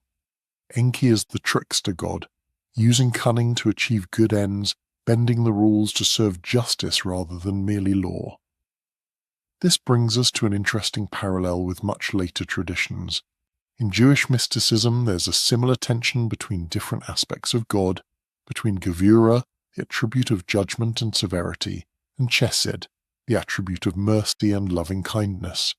These aren't different gods, as in polytheism, but different facets of the one God, yet the conceptual framework of balancing harsh justice with merciful compassion echoes what we see in the Sumerian myths with Enlil and Enki. Christianity takes this further with the concept of the Trinity, God as Father, Son, and Holy Spirit, distinct persons but one being. The Son, Jesus, mediates between humanity and the Father, intervening on behalf of humans, much as Enki intervened on behalf of humanity before Enlil. These are different theological systems, certainly, but they're grappling with similar questions about the nature of divinity, justice, mercy, and the human relationship with the divine. Islam, with its absolute monotheism, rejects these kinds of mediating figures but preserves the tension in the names and attributes of Allah, who's both Al-Jabbar, the compeller, and Al-Rahman, the compassionate.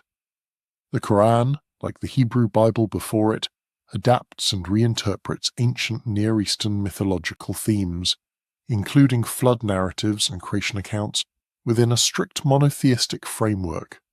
The influence of Mesopotamian thought echoes through all these traditions.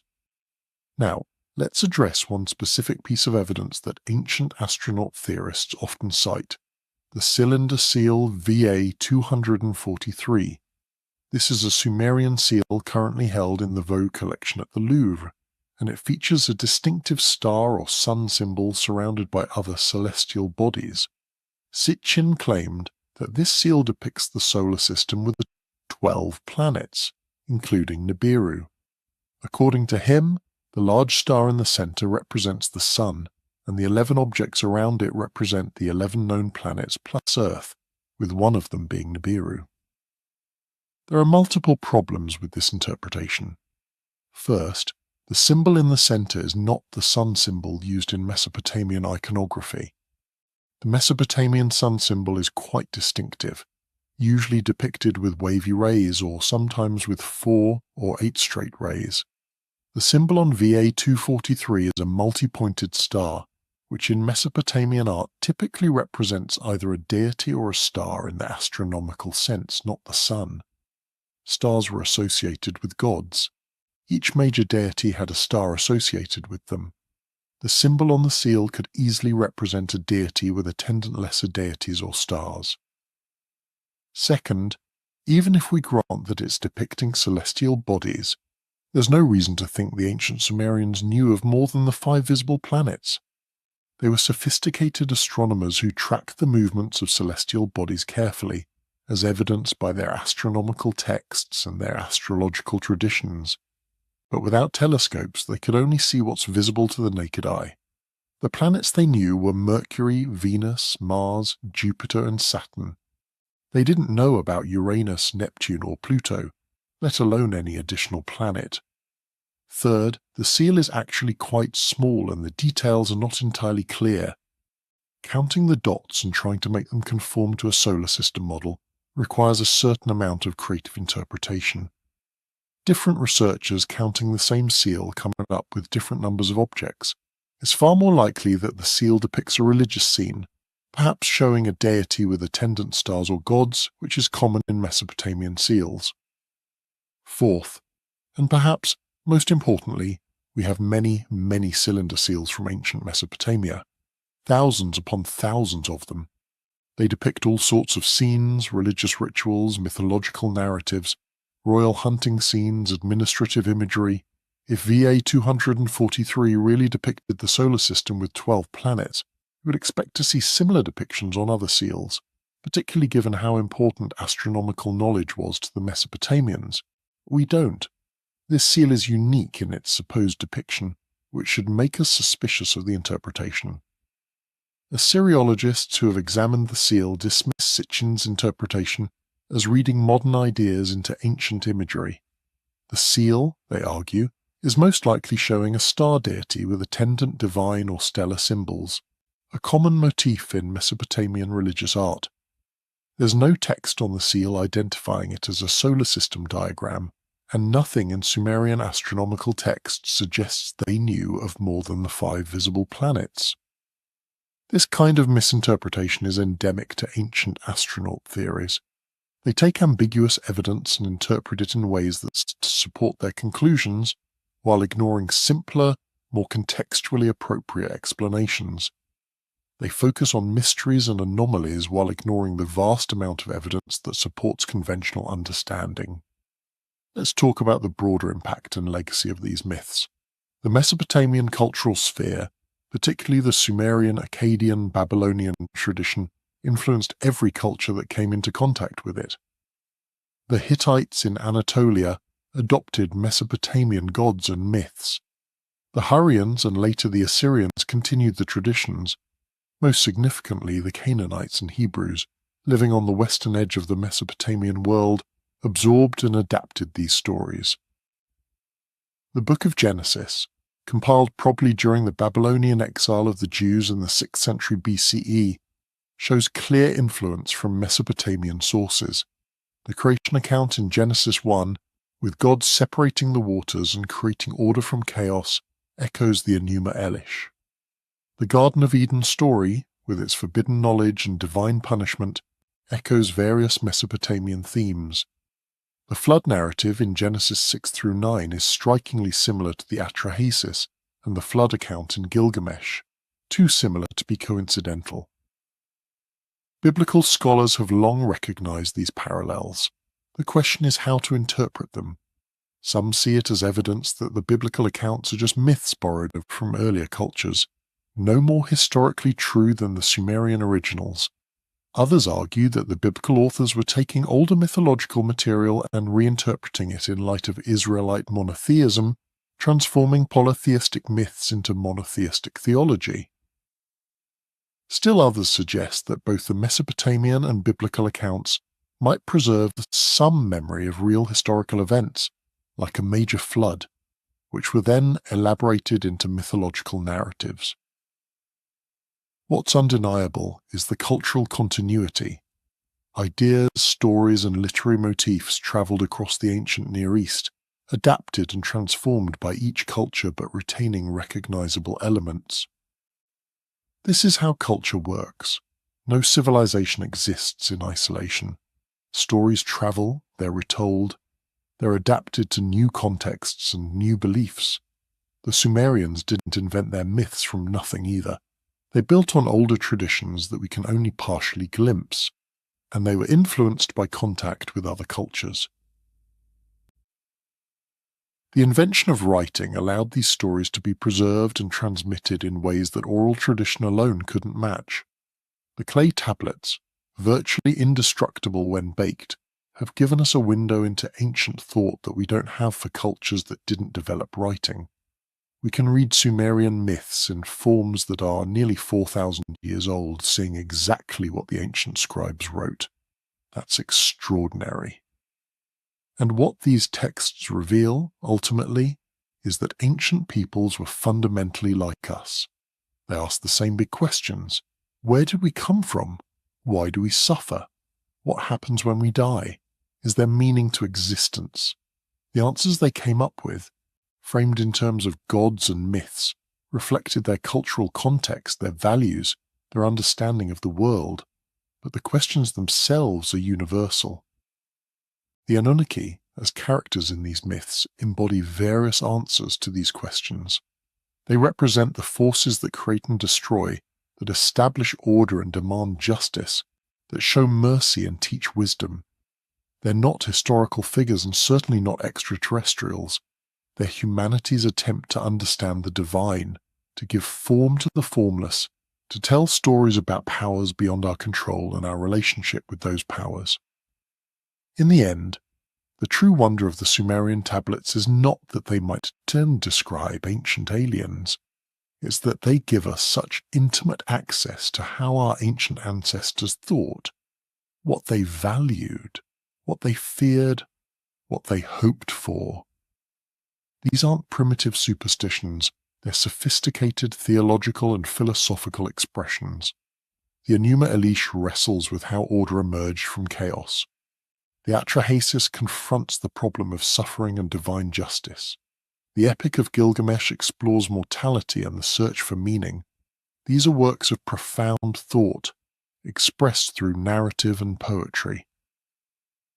We do ourselves a disservice when we reduce them to either alien visitation accounts or dismiss them as mere myth. They're neither history textbooks nor meaningless fables. They're religious and philosophical literature, and they deserve to be engaged with on those terms. When we read them carefully, when we try to understand them in their own context rather than imposing our modern assumptions, They have much to teach us about the human condition. The scholarly study of these texts continues to evolve. New tablets are discovered, new translations are proposed, new interpretations are debated. The field of Assyriology is very much alive. Scholars learn Sumerian and Akkadian. They pore over fragmentary tablets, trying to piece together broken narratives. They compare different versions of myths to understand how they changed over time. They excavate ancient sites looking for new materials. This work is painstaking and unglamorous. It involves years of language study, careful attention to minute textual details, collaboration with other scholars, rigorous peer review. It doesn't make for sensational headlines or best-selling books, but it's how we actually learn about the past, through careful, methodical scholarship rather than through speculation and imagination. And what this scholarship has revealed about the Anunnaki and Sumerian religion more broadly is fascinating enough without adding aliens to the mix.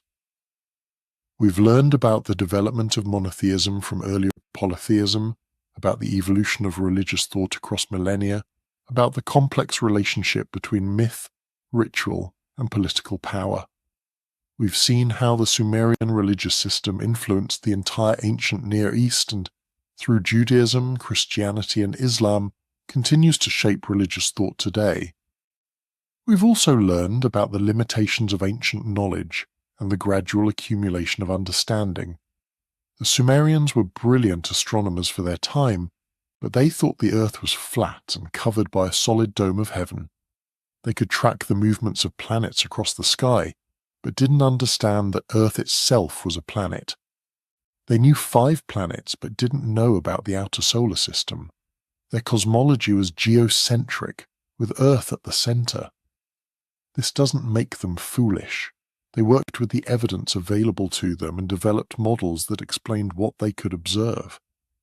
As knowledge accumulated over centuries and millennia, as new tools like telescopes became available, our understanding of the cosmos expanded and changed. This is how science works, how knowledge grows. The Sumerians laid foundations that later cultures built upon. So where does this leave us? We've explored what the Sumerian tablets actually say about the Anunnaki. We've looked at the scholarly understanding based on careful translation and analysis of the texts. We've examined the ancient astronaut alternative interpretation and the problems with it. We've considered the cultural legacy of these myths and their influence on later traditions. What conclusions can we draw? First, the Sumerian tablets are precious documents of early human civilization. They preserve some of our oldest written stories, and they give us insight into how one of humanity's first civilizations understood the world. Second, the Anunnaki, as presented in these texts, are gods in a polytheistic religious system, not aliens or ancient astronauts. They serve religious, cultural, and political functions in Sumerian society. Third, the creation myths, flood narratives, and other stories featuring the Anunnaki are religious and philosophical literature, not historical or scientific accounts. They are meant to convey truths about the human condition, divine nature, and cosmic order, not to describe literal events. Fourth, while the ancient astronaut interpretation is creative and has captured many imaginations, it lacks support from the actual evidence. It's based on mistranslations, misinterpretations, and a fundamental misunderstanding of the nature of ancient mythology. Fifth, the influence of Sumerian religious thought on later cultures, particularly on biblical tradition, is profound and well documented. We can trace ideas from Sumer through Babylon to ancient Israel and beyond. Sixth, there remain many genuine mysteries and open questions about Sumerian civilization that scholars continue to investigate. These real mysteries don't require aliens to explain them. They're questions that careful research continues to address. Now, why does all this matter? Why spend time distinguishing between scholarly understanding and alternative theories? Several reasons. First, truth matters. If we want to understand the past, we need to look at what the evidence actually shows rather than what we might wish it showed. History is fascinating enough without embellishment. Second, respecting ancient peoples means taking their works seriously on their own terms, rather than using them as props for modern speculation. The Sumerians created meaningful, sophisticated religious and philosophical systems. We honor them by trying to understand what they actually believed rather than projecting our own ideas onto their works. Third, critical thinking skills matter. Learning to distinguish between evidence-based scholarship and speculation, between expert analysis and amateur enthusiasm, these are important skills in an age of misinformation. Fourth, cultural literacy matters. Understanding the actual Mesopotamian myths and their influence helps us understand the religious and cultural traditions that shape the modern world. When we read the Bible or study ancient history, knowledge of Sumerian sources enriches our understanding. But I also want to acknowledge why the ancient astronaut theory appeals to people. There's something compelling about the idea that we're not alone in the universe, that intelligent life exists beyond Earth, that our ancestors might have had contact with such beings. The cosmos is vast beyond imagining. The odds that Earth is the only planet with intelligent life seem low. The possibility of ancient alien contact is not inherently absurd. The problem is simply that the evidence doesn't support it, at least not in the Sumerian tablets or in other ancient texts that ancient astronaut theorists cite. If aliens visited Earth in ancient times, we would expect to find certain types of evidence, physical artifacts made with materials or technologies beyond ancient capabilities, for example. We don't find such things. We find human-scale tools, materials, and methods in archaeological records. We would expect to find descriptions in ancient texts that clearly describe technology beyond the writer's experience. But what we actually find are descriptions that make sense in terms of the writer's own cultural context, gods described in anthropomorphic terms, divine powers expressed through culturally familiar imagery like storms, fires, and floods, rather than through explicitly technological means. This doesn't mean aliens definitely never visited Earth. It just means that the ancient texts don't provide evidence for such visits when we read them carefully and in context. If we want to speculate about ancient aliens, we can do so, but we should be clear that we're speculating, not interpreting actual evidence. Speculation can be fun. It can inspire creative thinking and imaginative storytelling, but we shouldn't confuse it with scholarship or with established fact. The line between entertaining an idea and believing it as fact is important to maintain. So let's circle back one more time to our central question. What do the Sumerian tablets reveal about what the Anunnaki did on Earth? According to the texts themselves, interpreted by scholars who can read the original languages, the Anunnaki were the great gods of the Mesopotamian pantheon. They created humanity from clay and divine blood to serve as workers for the gods. They decreed the fates of mortals and immortals. They organized the cosmos, dividing it into ordered realms. They sent catastrophes like plagues and floods to control human population. They also showed mercy and taught humanity skills through the gods like Enki. These narratives served religious, political, and philosophical functions in Sumerian society. They explained the world, justified social hierarchies, explored profound questions about existence, suffering, and meaning, and provided a framework for understanding the relationship between humanity and the divine. The gods in these myths are not extraterrestrials, but personifications of natural forces, political powers, and human qualities writ large. The myths are not historical accounts, but religious literature, sophisticated theological and philosophical expressions in narrative form. They influenced every culture that came after them, particularly the biblical tradition, and through that influence they continue to shape religious thought today. This is what the tablets actually reveal. It's not quite as sensational as ancient alien astronauts and genetic engineering laboratories, But in its own way, it's equally remarkable. We're looking at the foundations of human civilization, at the beginning of literature, at some of our earliest attempts to understand existence itself. We're seeing how our ancestors 4,000 or more years ago grappled with the same fundamental questions we still wrestle with today.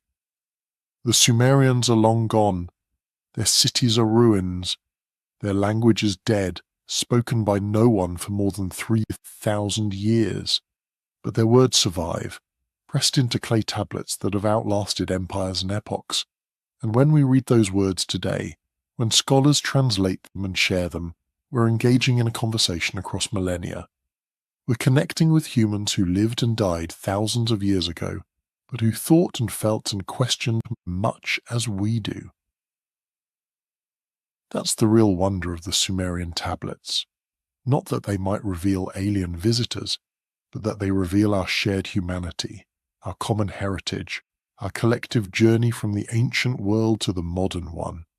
The Anunnaki, whether we understand them as gods or as literary characters or as metaphors for cosmic forces, are part of that heritage. They belong to all of us as inheritors of human civilization. So what should we take away from all this? First, a sense of wonder at what our ancestors achieved. The Sumerians, with no precedent to guide them, invented writing, built cities, developed mathematics and astronomy, created literature and law. That's extraordinary. Second, a respect for the complexity and sophistication of ancient thought. The Sumerian myths are not primitive superstitions. They're nuanced explorations of deep questions. Third, an appreciation for the patient work of scholars who have decoded these ancient texts and made them accessible to us. Without Assyriologists and archaeologists, we wouldn't have access to this ancient wisdom. Fourth, a critical approach to alternative theories. It's fine to entertain ideas, to speculate, to imagine, but we should base our understanding of the past on evidence and careful analysis, not on speculation dressed up as fact. Fifth, a recognition of cultural continuity. The ancient Near East was a connected world where ideas flowed between cultures. The Sumerians influenced the Babylonians, who influenced the Hebrews, who influenced Christianity and Islam. We're all part of this long chain of cultural transmission. Sixth, an understanding that mystery and wonder don't require alien intervention. The real story of human civilization is remarkable enough. Our ancestors were brilliant, creative, resilient people who built the foundations of the world we live in today. And finally, a sense that the past is not dead and gone. It lives on in our languages, our religions, our stories, our ways of thinking. When we engage with ancient texts like the Sumerian tablets, we're not just studying archaeology or history. We're connecting with our own roots, understanding where our ideas and beliefs come from. The Anunnaki, in the end, are neither gods nor aliens. They're literary and religious figures who served important functions in an ancient civilization. They represented attempts to understand divine power, cosmic order, and human destiny. They were vehicles for exploring profound questions about existence, and they've survived in cultural memory for 4,000 years, which is a kind of immortality more impressive than any mythological tale of eternal life. So the next time you hear about the ancient alien theory, about Nibiru and genetic engineering and extraterrestrial gold miners, you'll have the context to evaluate these claims. You'll know what the Sumerian tablets actually say and how scholars understand them. You'll be able to distinguish between evidence and speculation, between scholarship and pseudoscience. But you'll also, I hope, have a deeper appreciation for the Sumerian civilization and its legacy. These were real people who lived real lives, who built remarkable cities, who developed profound ideas, and who left us a precious gift in the form of their written records. We owe them the respect of taking their work seriously, of trying to understand them on their own terms, of preserving and studying what they created. The tablets are still there, in museums and universities around the world. Many remain untranslated or only partially understood. New ones are still being discovered. The work of understanding Sumerian civilization continues, and as that work proceeds, we learn more about our own origins, our own intellectual and cultural heritage. The story of the Anunnaki is ultimately the story of how humans have always tried to understand their place in the cosmos, to make sense of the forces beyond their control, to find meaning in existence.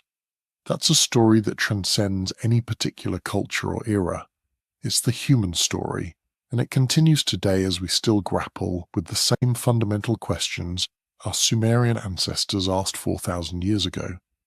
We have better tools now, more knowledge, different frameworks for understanding. But the questions remain. Where did we come from? Why are we here? What is our purpose? How should we live? What happens when we die? The Sumerians answered these questions through their myths of the Anunnaki. We answer them in other ways, through science, through religion, through philosophy, through art. But we're engaged in the same fundamental human project of seeking understanding. And maybe that's the deepest lesson of the Sumerian tablets. Not that aliens visited Earth or that gods walked among mortals, but that humanity has always been on a quest for knowledge, for meaning, for connection with something greater than ourselves. The Anunnaki represented that something greater in the Sumerian imagination. What they represent in ours is up to each of us to decide, but we start from a foundation of understanding what they actually were in their original context, what the people who created these myths intended them to mean. Only then can we appreciate them fully, learn from them appropriately, and build on the legacy they left us. The ancient Sumerians gave us the gift of their wisdom, preserved in clay. The least we can do is honor that gift by seeking to understand it truly, without distortion or projection. The tablets have survived 4 millennia. The ideas within them are older still. They deserve our respect, our attention, and our honest engagement. So, there you have it, the story of what the Sumerian tablets actually reveal about the Anunnaki, distinguished from the speculative ancient astronaut theories that have captured popular imagination. Both narratives are fascinating in their own ways, but only one is supported by the evidence and the careful work of scholars who have dedicated their lives to understanding these ancient texts. I hope this has been enlightening, that it's given you the tools to think critically about ancient history and alternative theories, and that it sparked an appreciation for the remarkable achievements of the Sumerian civilization. These ancient people, writing on clay tablets 4,000 years ago, laid the foundations for so much of what came after. Their myths, their stories, their ways of thinking about the world influenced cultures across the ancient Near East and, through them, the modern world. When we study them, we're not just learning ancient history. We're learning about ourselves, about the long human journey from the first cities to the present day, about the questions and concerns that have occupied human minds across millennia. The Anunnaki are part of that story, and understanding them properly, in their original context, helps us understand our own cultural and intellectual heritage. If you've made it this far, thank you for joining me on this deep dive into Sumerian mythology and the Anunnaki. If you enjoyed this content, please consider liking the video and subscribing to the channel. Share your thoughts in the comments. Where are you watching from? What aspects of Sumerian civilization interest you most? Do you have questions about the Anunnaki or other aspects of Mesopotamian mythology? I love hearing from you and learning about what topics you'd like to see covered. Remember, the past is not a foreign country. It's our inheritance, our foundation, the source of so much that we take for granted in our modern world. By studying it carefully and honestly, we connect with our ancestors and understand ourselves better. The Sumerian tablets are windows into that past, precious and irreplaceable. Let's treat them with the respect they deserve, reading them for what they actually say rather than using them as props for modern speculation. Until next time, keep questioning, keep learning, and keep exploring the fascinating mysteries of human history. The ancient world has so much to teach us if we're willing to listen carefully and think critically. The Anunnaki await in the tablets, not as aliens or astronauts, but as fascinating figures in one of humanity's earliest and most influential mythological systems. Their story is our story, part of the great human adventure of seeking to understand ourselves and our world. Now let me expand on some crucial details that deserve deeper exploration. The development of cuneiform writing itself is a remarkable story that helps us understand how we came to know about the Anunnaki in the first place. Writing didn't spring into existence fully formed. It evolved gradually over centuries from simple accounting tokens to complex literary expression. Around 8000 BCE, people in the ancient Near East used small clay tokens to keep track of goods, simple shapes representing different quantities of grain, oil, or livestock. By 3500 BCE, these tokens were being enclosed in clay envelopes, creating the first sealed records. Eventually, people realized they could simply draw pictures of the tokens on the outside of the envelope, making the actual tokens inside redundant. This led to clay tablets with pictographic symbols representing objects and quantities. These early tablets were purely administrative, recording transactions and inventories, but gradually the symbols became more abstract, more stylized. The pictures became wedge-shaped marks, cuneiform from the Latin for wedge-shaped, and crucially the system expanded beyond simple pictograms to represent sounds and concepts. This allowed scribes to write not just accounting records, but actual language, including grammar, syntax, and complex ideas.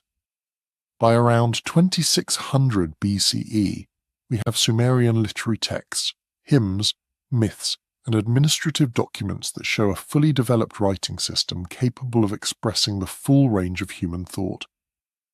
The scribes who created and used this system were highly trained professionals. Becoming a scribe required years of education, starting in childhood. Boys, and occasionally girls, attended tablet house schools where they learned to recognize and write hundreds of cuneiform signs. They practiced by copying out texts over and over, creating the student exercises that archaeologists have recovered thousands of years later. The curriculum included not just writing but mathematics, accounting, legal formulas, and literature. Students copied out famous texts like the instructions of Shura Pak, ethical teachings from an earlier age. They learned multiplication tables and compound interest calculations. They studied Sumerian grammar and vocabulary. It was rigorous, demanding education that produced a literate elite who formed the bureaucratic backbone of Sumerian city-states. These scribes worked in temples and palaces, in the service of gods and kings. They kept records of temple assets, documented legal contracts, recorded royal decisions, and yes, they preserved the myths and religious texts that tell us about the Anunnaki. Without these scribes and their dedication to their craft, we would know almost nothing about Sumerian civilization. The clay tablets they created have survived when nearly everything else has perished. The mud brick buildings have eroded, the textiles have rotted, the wooden objects have decayed, but the clay tablets, once baked by fire, whether intentionally or through accidental conflagration, became nearly indestructible. When archaeologists began excavating sites in Mesopotamia in the 19th century, they found tablets by the thousands.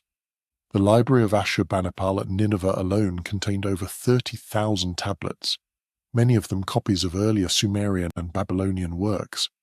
Other major finds came from sites like Ur, Uruk, Nippur, and Mari. Each discovery added to our understanding of ancient Mesopotamian culture and religion, and the work continues. New tablets are discovered regularly, though political instability in Iraq has made archaeological work difficult and dangerous in recent decades. Looting during the Iraq War led to the theft of unknown numbers of tablets from museums and archaeological sites, many of which have disappeared into the black market for antiquities. It's a tragedy for scholarship and for human heritage. Each stolen or destroyed tablet is irreplaceable, a unique window into the ancient world lost forever.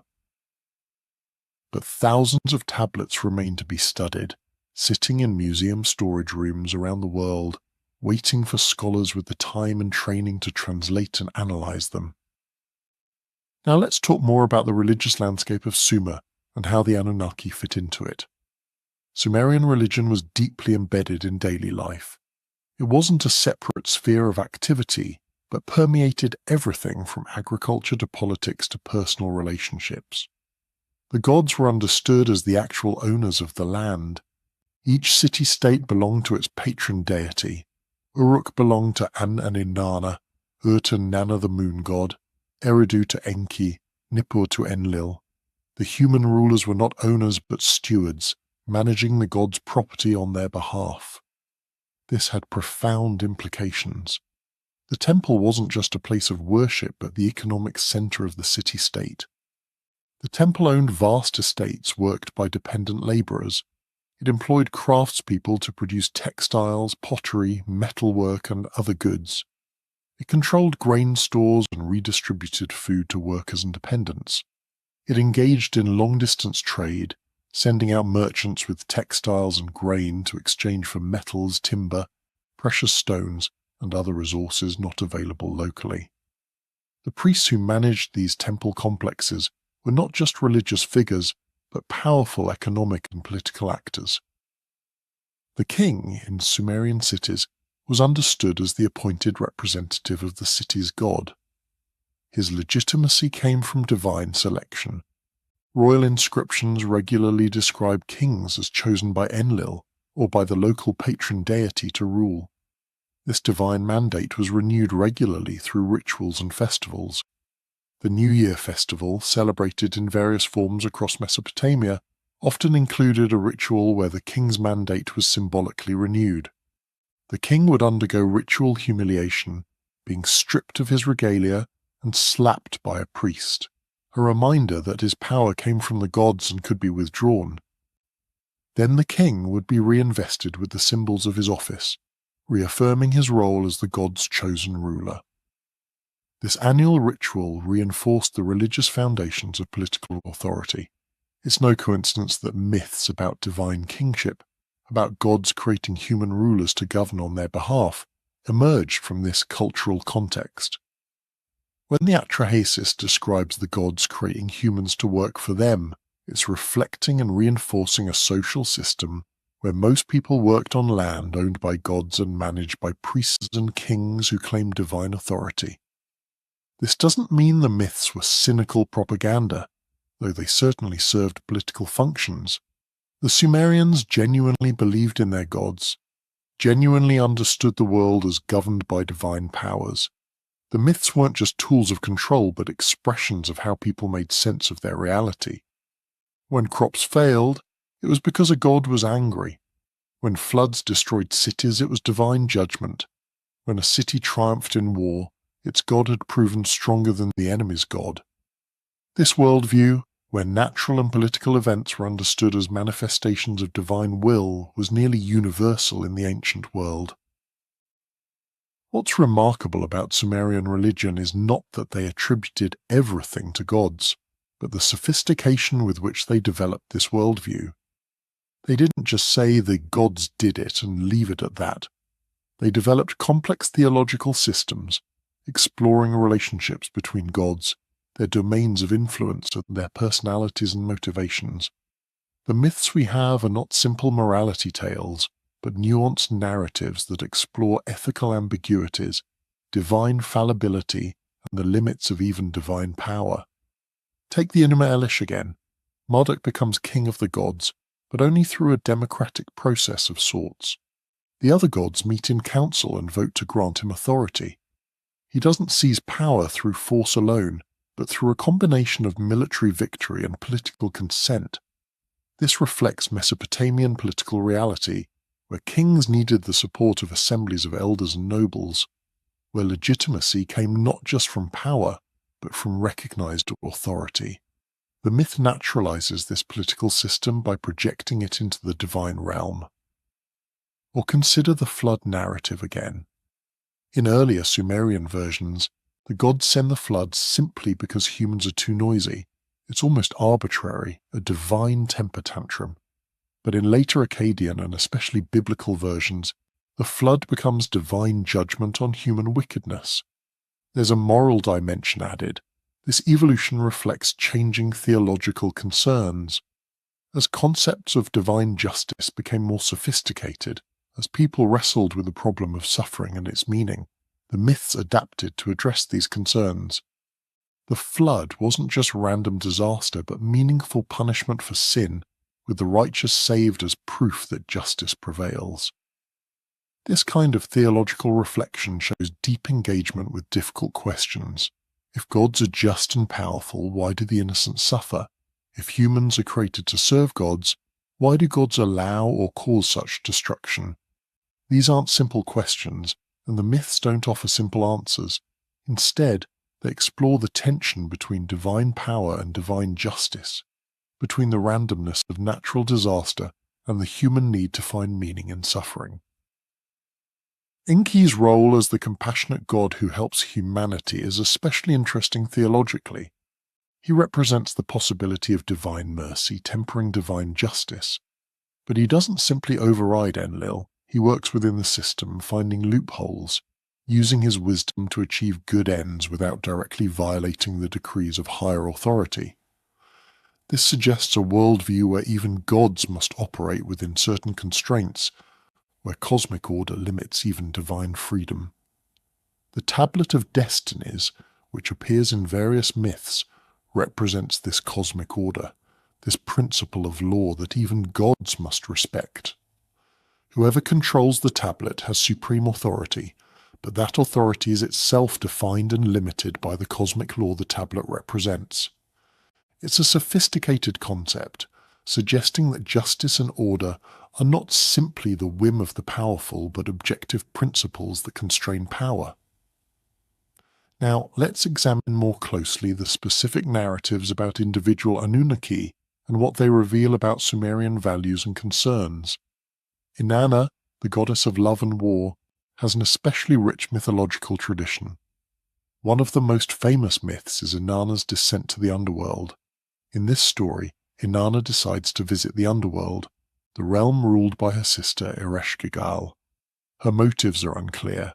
Some versions suggest she wants to extend her power into the realm of the dead, others that she's attending a funeral for Ereshkigal's deceased husband. Either way, she prepares carefully, dressing in her finest clothes and jewelry, symbols of her divine power.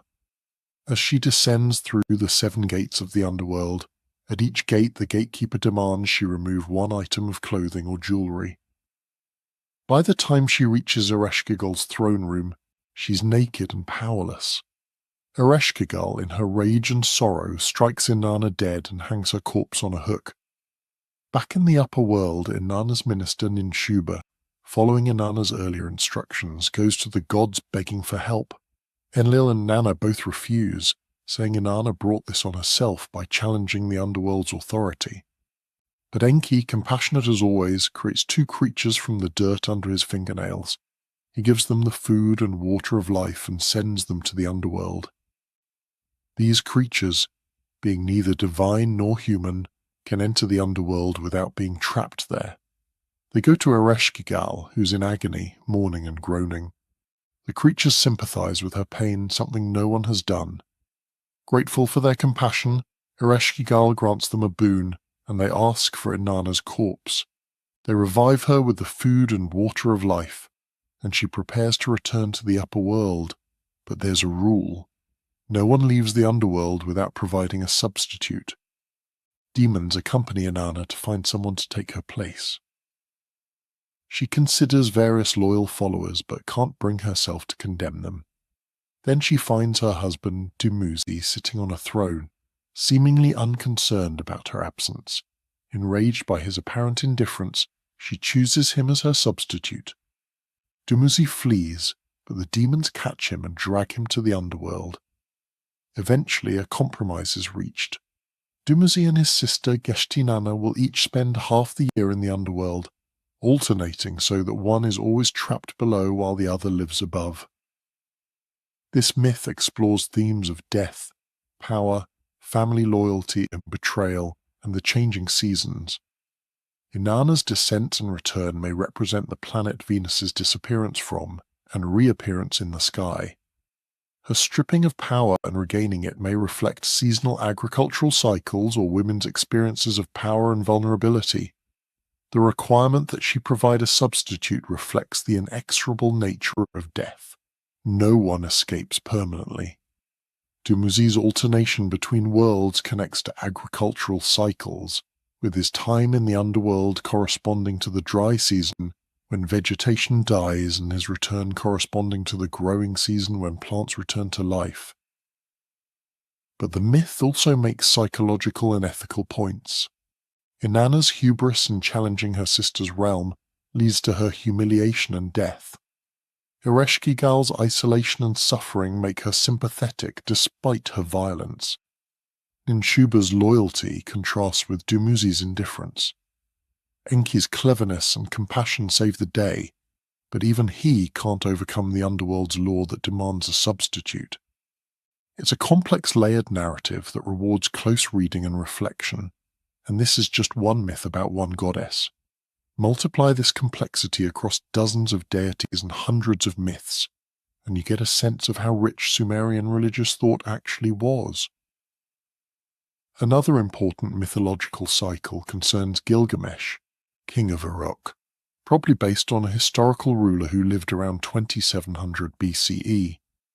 The Epic of Gilgamesh, compiled from earlier Sumerian poems into a unified Akkadian epic around 1800 BCE, is often called the world's oldest epic poem.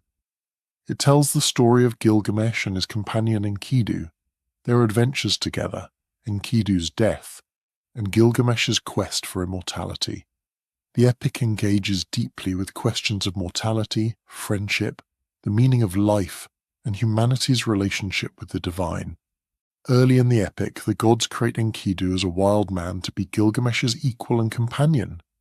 Enkidu lives with animals until a temple prostitute civilizes him through sexual initiation and teaching him to eat bread and drink beer, the markers of civilization. He and Gilgamesh become close friends and undertake adventures together, including killing the monster Humbaba and the Bull of Heaven. But when they insult the goddess Ishtar, the gods decree that one of them must die. Enkidu is chosen, and he dies after a long illness, haunted by visions of the underworld. Gilgamesh is devastated by his friend's death. For the first time, he truly confronts his own mortality. If Enkidu, mighty and strong, could die, then Gilgamesh too will die. Unwilling to accept this, Gilgamesh sets out on a quest to find Utnapishtim, the flood survivor who was granted immortality by the gods. After arduous journeys through darkness and across waters of death, Gilgamesh finally reaches Utnapishtim, who lives in a distant paradise with his wife. Gilgamesh demands to know how Utnapishtim gained eternal life. Utnapishtim tells him the flood story, how he alone survived by building an ark on Ea's advice, and how grateful gods granted him immortality afterward. But this was a one-time event, unrepeatable. Utnapishtim tells Gilgamesh that death is inevitable for mortals, that even the greatest heroes must die. To prove the point, he challenges Gilgamesh to stay awake for 7 days. Gilgamesh immediately falls asleep and sleeps for 7 days, failing the test completely. Defeated, Gilgamesh prepares to return home. Taking pity on him, Utnapishtim's wife persuades her husband to give Gilgamesh a parting gift, knowledge of a plant that grows on the ocean floor that can restore youth. Gilgamesh dives down and retrieves it, planning to bring it back to Uruk to share with the elders of his city. But on the journey home, while Gilgamesh bathes in a pool, a snake steals the plant and eats it, gaining the power to shed its skin and renew itself. Gilgamesh returns to Uruk empty-handed, having failed to achieve immortality, but the epic ends with him looking at the walls of his city, the great walls he built, realizing that his legacy, his creation, is his form of immortality. The Epic of Gilgamesh is a profound meditation on mortality, on what makes life meaningful in the face of inevitable death. Gilgamesh learns that immortality is not achievable, that death comes for everyone, but that mortal life can still have meaning and value. Friendship, accomplishment, creating things that outlast us. These are what make our finite lives worthwhile. The gods in this epic are not the main focus. They're background figures who set events in motion but don't control everything. The real focus is on the human experience, on Gilgamesh's emotional journey from arrogant young king to wise, mature ruler who understands and accepts mortality. This epic, while featuring the Anunnaki and other gods, is ultimately about what it means to be human, and that's true of much Sumerian and Akkadian literature. The gods are characters in the stories, important and powerful characters certainly, but the stories are ultimately about human concerns, human questions, human struggles. The ancient Mesopotamians used their myths to explore their own experiences and to express their understanding of the world. The gods were tools for this exploration, personifications of forces and principles that humans grappled with. When we understand the myths this way, as literary and religious explorations of the human condition, rather than as historical or scientific accounts, they become much richer and more meaningful. We can appreciate the sophistication of ancient thought, the universality of certain human concerns, and the particular cultural expressions of these universal themes. We can also see how later cultures adapted these myths for their own purposes, how the themes and narratives evolved as they spread across the ancient world. The Hebrew Bible's use of Mesopotamian motifs is especially well documented. The Genesis creation account, with God separating light from darkness, creating the firmament to divide the waters, this echoes the Enuma Elish, where Marduk splits Tiamat's body to create the heavens and the earth. The Garden of Eden story, with its tree of knowledge and serpent tempter, has parallels to various Mesopotamian myths about primordial paradises and the loss of innocence. The flood narrative is the most obvious borrowing, with Noah's Ark story following the same basic structure as the accounts in Atrahasis and Gilgamesh. But the biblical authors adapted these stories significantly, transforming them to fit Israelite monotheism. The polytheistic pantheon becomes the one God, Yahweh. The capricious gods motivated by noise or personal grudges become the moral judge punishing wickedness. The multiple deities with competing agendas become the single deity whose will is supreme. The creation of humanity as workers for gods becomes creation in the image of God, with dominion over creation. These are not minor changes, but fundamental reinterpretations that transform the meaning of the narratives. Yet the basic structures remain, showing how deeply Mesopotamian mythology influenced the broader Near Eastern cultural world. By the time the biblical texts were being compiled in their final forms, roughly the 6th century BCE, the ancient Near East had been a connected cultural zone for thousands of years. Ideas, stories, and traditions flowed between cultures, adapted and reinterpreted but recognizable. The Israelites living on the western edge of this zone participated in this shared cultural heritage while also developing their own distinctive religious traditions. This cultural exchange wasn't just one way. Egyptian, Canaanite, Hittite, and other traditions all influenced each other. The ancient world was more interconnected than we sometimes imagine, with trade routes carrying not just goods but ideas, with conquered peoples bringing their traditions to new lands, with scribes copying and adapting texts from other cultures. The Anunnaki, in various forms and under various names, were part of this shared mythological landscape. They weren't unique to Sumer, but part of a broader Mesopotamian religious tradition that evolved over millennia and spread across a vast geographical area. Understanding this broader context helps us appreciate why these myths were so influential and why they've survived in various forms into the modern world. They weren't just local Sumerian stories, but foundational narratives that shaped how a huge swathe of humanity understood the cosmos, divinity, and human purpose. Even today, for people who've never heard of Sumer or the Anunnaki, biblical narratives that ultimately derive from these ancient Mesopotamian sources continue to shape religious thought and cultural values. The legacy of Sumerian mythology, mediated through subsequent cultures, is all around us. Now let's discuss the physical tablets themselves and the challenge of translating them. Cuneiform tablets vary widely in size, from tiny tablets a few centimeters across to massive prisms and cylinders. The writing is often quite small, with hundreds of signs packed onto a single tablet. The clay could be soft when inscribed and then dried in the sun, or it could be baked in a kiln for permanent preservation. Many tablets were not intentionally baked but were hardened accidentally when the buildings containing them burned. These accidental firings actually help preserve the tablets, turning them into virtually indestructible ceramic objects. Reading cuneiform is not easy. A single sign can have multiple possible readings depending on context. Some signs represent syllables, others represent whole words. Still others are determinatives that indicate the category of the following word without being pronounced themselves.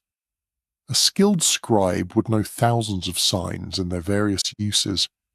Modern scholars learning cuneiform face a similar challenge, spending years mastering the writing system before they can confidently read and translate texts. And even experienced scholars often disagree about how to read difficult passages, particularly when tablets are damaged or when unusual vocabulary appears. The process of translation involves several steps. First, the tablet must be located and catalogued, often in the storage rooms of museums where thousands of tablets await study. Then it must be cleaned carefully to make the writing legible. High-resolution photographs are taken from multiple angles and often with different lighting to capture details that might not be visible to the naked eye.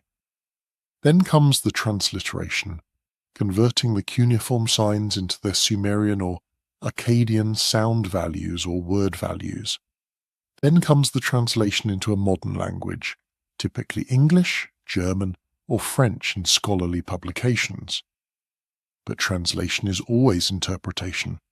The translator must make choices about how to render ancient words and concepts in modern language, must decide between possible meanings when signs are ambiguous, must reconstruct missing or damaged portions of text based on context and comparison with other versions.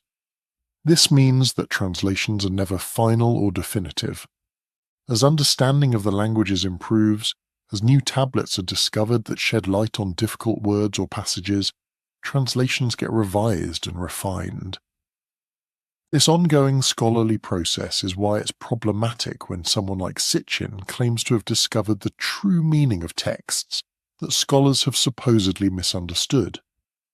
The scholarly community is constantly revising and improving translations through collaborative effort, peer review, and rigorous methodology. When someone outside this community, without formal training in the languages and without subjecting their work to peer review, claims to have found revolutionary new meanings, it raises legitimate questions about their methodology and conclusions. Real breakthroughs in understanding ancient texts do happen, but they happen through careful scholarship, not through lone individuals claiming special insight. When new tablets are discovered that shed light on previously obscure passages, when new linguistic analysis reveals previously unrecognized grammatical structures or word meanings, these findings are published in academic journals, subjected to peer review, and gradually accepted or rejected by the scholarly community based on the strength of the evidence and argumentation. This process is slow and sometimes contentious, but it's how knowledge actually advances. The alternative, accepting amateur translations and interpretations that fit preconceived notions about ancient astronauts or other speculative theories, leads away from understanding the texts accurately and toward using them as props for modern fantasies. And that does a disservice both to the ancient people who created the texts and to modern readers who deserve accurate information about the past. Let's also discuss the broader implications of how we engage with ancient texts and alternative theories. The ancient astronaut interpretation of Sumerian myths is part of a broader phenomenon of pseudo-archaeology, the use of archaeological and historical materials to support claims that fall outside the mainstream of academic scholarship. This includes things like claims that the pyramids were built by aliens, that ancient civilizations had advanced technologies lost to later generations, that Noah's Ark has been found on Mount Ararat, that Atlantis was a real place, and numerous other alternative historical narratives. These claims persist despite being rejected by scholars because they tap into several powerful psychological and cultural factors. First, they offer seemingly simple explanations for complex questions. Why did ancient people build impressive monuments? Aliens helped them. This is much simpler than understanding the actual archaeological evidence for how ancient peoples organized labor, developed engineering techniques, and accomplished remarkable feats with the tools available to them. Second, they offer a sense of hidden knowledge, of being in on a secret that the mainstream refuses to acknowledge. This can be psychologically appealing, making believers feel special and insightful. Third, they distrust expertise and institutional authority, which resonates with broader cultural currents of skepticism toward established institutions. If scholars say aliens didn't visit ancient Earth, well, maybe scholars are wrong, or maybe they're hiding the truth. Fourth, they often have religious or spiritual dimensions, offering alternative frameworks for understanding human origins and destiny. If we're part alien, created by extraterrestrial gods, that's a different origin story than either evolution or traditional religious creation accounts, and some people find it meaningful. Fifth, they're entertaining. Ancient astronauts make for compelling television and books. They capture the imagination in ways that careful archaeological analysis often doesn't. And entertainment value shouldn't be dismissed as a factor in what ideas gain traction in popular culture. The problem arises when entertainment and speculation are confused with scholarly evidence and rigorous analysis.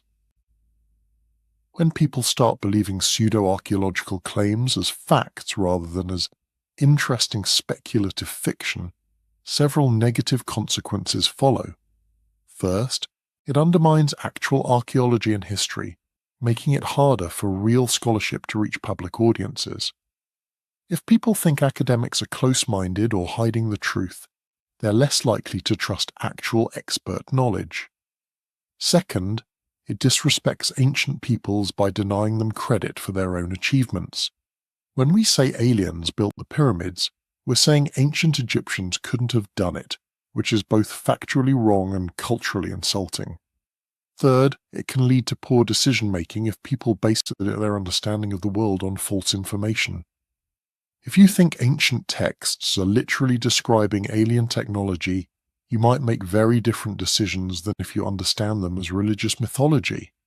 Fourth, it wastes time and resources that could be better spent on actual learning and discovery. And fifth, it can feed into conspiracy thinking and distrust of expertise more broadly, which has consequences beyond just archaeology. The same mindset that rejects scholarly consensus on ancient history might reject scientific consensus on other important issues. None of this means we should never speculate or imagine alternative possibilities. Speculation is how hypotheses are generated in science. Imagination is crucial to creative thinking, but we need to distinguish clearly between speculation and evidence, between entertaining ideas and believing them as facts. We can read Sitchin's books and find them interesting without accepting his interpretations as accurate. We can watch Ancient Aliens and be entertained without thinking it's presenting reliable historical information. The key is maintaining critical thinking and understanding what counts as good evidence. In the specific case of the Anunnaki and Sumerian mythology, the evidence clearly supports the scholarly interpretation. These are religious texts describing deities in a polytheistic pantheon, not historical accounts of alien visitors. The myths serve religious, political, and philosophical functions in Sumerian society. They use anthropomorphic imagery because the Sumerians understood gods in human terms, as superhuman persons rather than as advanced extraterrestrials. The creation of humanity as workers reflects social reality in ancient Mesopotamia, where most people did work on land owned by temples and managed by priests claiming divine authority. The flood narrative reflects both the reality of devastating floods in Mesopotamian river valleys and theological concerns about divine justice and human survival. These myths influenced later Near Eastern cultures, including the biblical tradition, through normal cultural transmission and adaptation. All of this can be understood through careful scholarly analysis without requiring any alien intervention. The alternative interpretation, while imaginative, doesn't fit the actual evidence when we examine it closely and critically. It requires mistranslations, selective quotations, and reading modern concepts into ancient texts in ways the original authors never intended. So where do we go from here? How do we engage productively with both the scholarly understanding of Sumerian texts and the cultural phenomenon of ancient astronaut theories? Several suggestions. First, educate ourselves about what the texts actually say by reading good translations and scholarly analyses. Numerous excellent books introduce Sumerian and Babylonian mythology to general readers. Second, learn to distinguish between evidence-based scholarship and speculative alternatives by understanding how academic research works, what counts as good evidence, and how expert consensus forms. Third, maintain intellectual humility by recognizing what we don't know, while also respecting what scholars do know. There's much we don't understand about ancient Mesopotamia, but that doesn't mean all interpretations are equally valid. Fourth, appreciate ancient achievements on their own terms rather than attributing them to outside intervention. The Sumerians were brilliant people who accomplished remarkable things through human ingenuity, and that's more impressive than if aliens had done it for them. Fifth, engage critically with media and popular culture, recognizing when we're being entertained versus when we're being educated. Enjoy ancient aliens as entertainment if you like, but don't mistake it for a documentary. And sixth, support actual archaeology and scholarship through museum visits, educational programs, and respect for expert knowledge. The scholars who spend their careers studying ancient Mesopotamia deserve our respect and attention.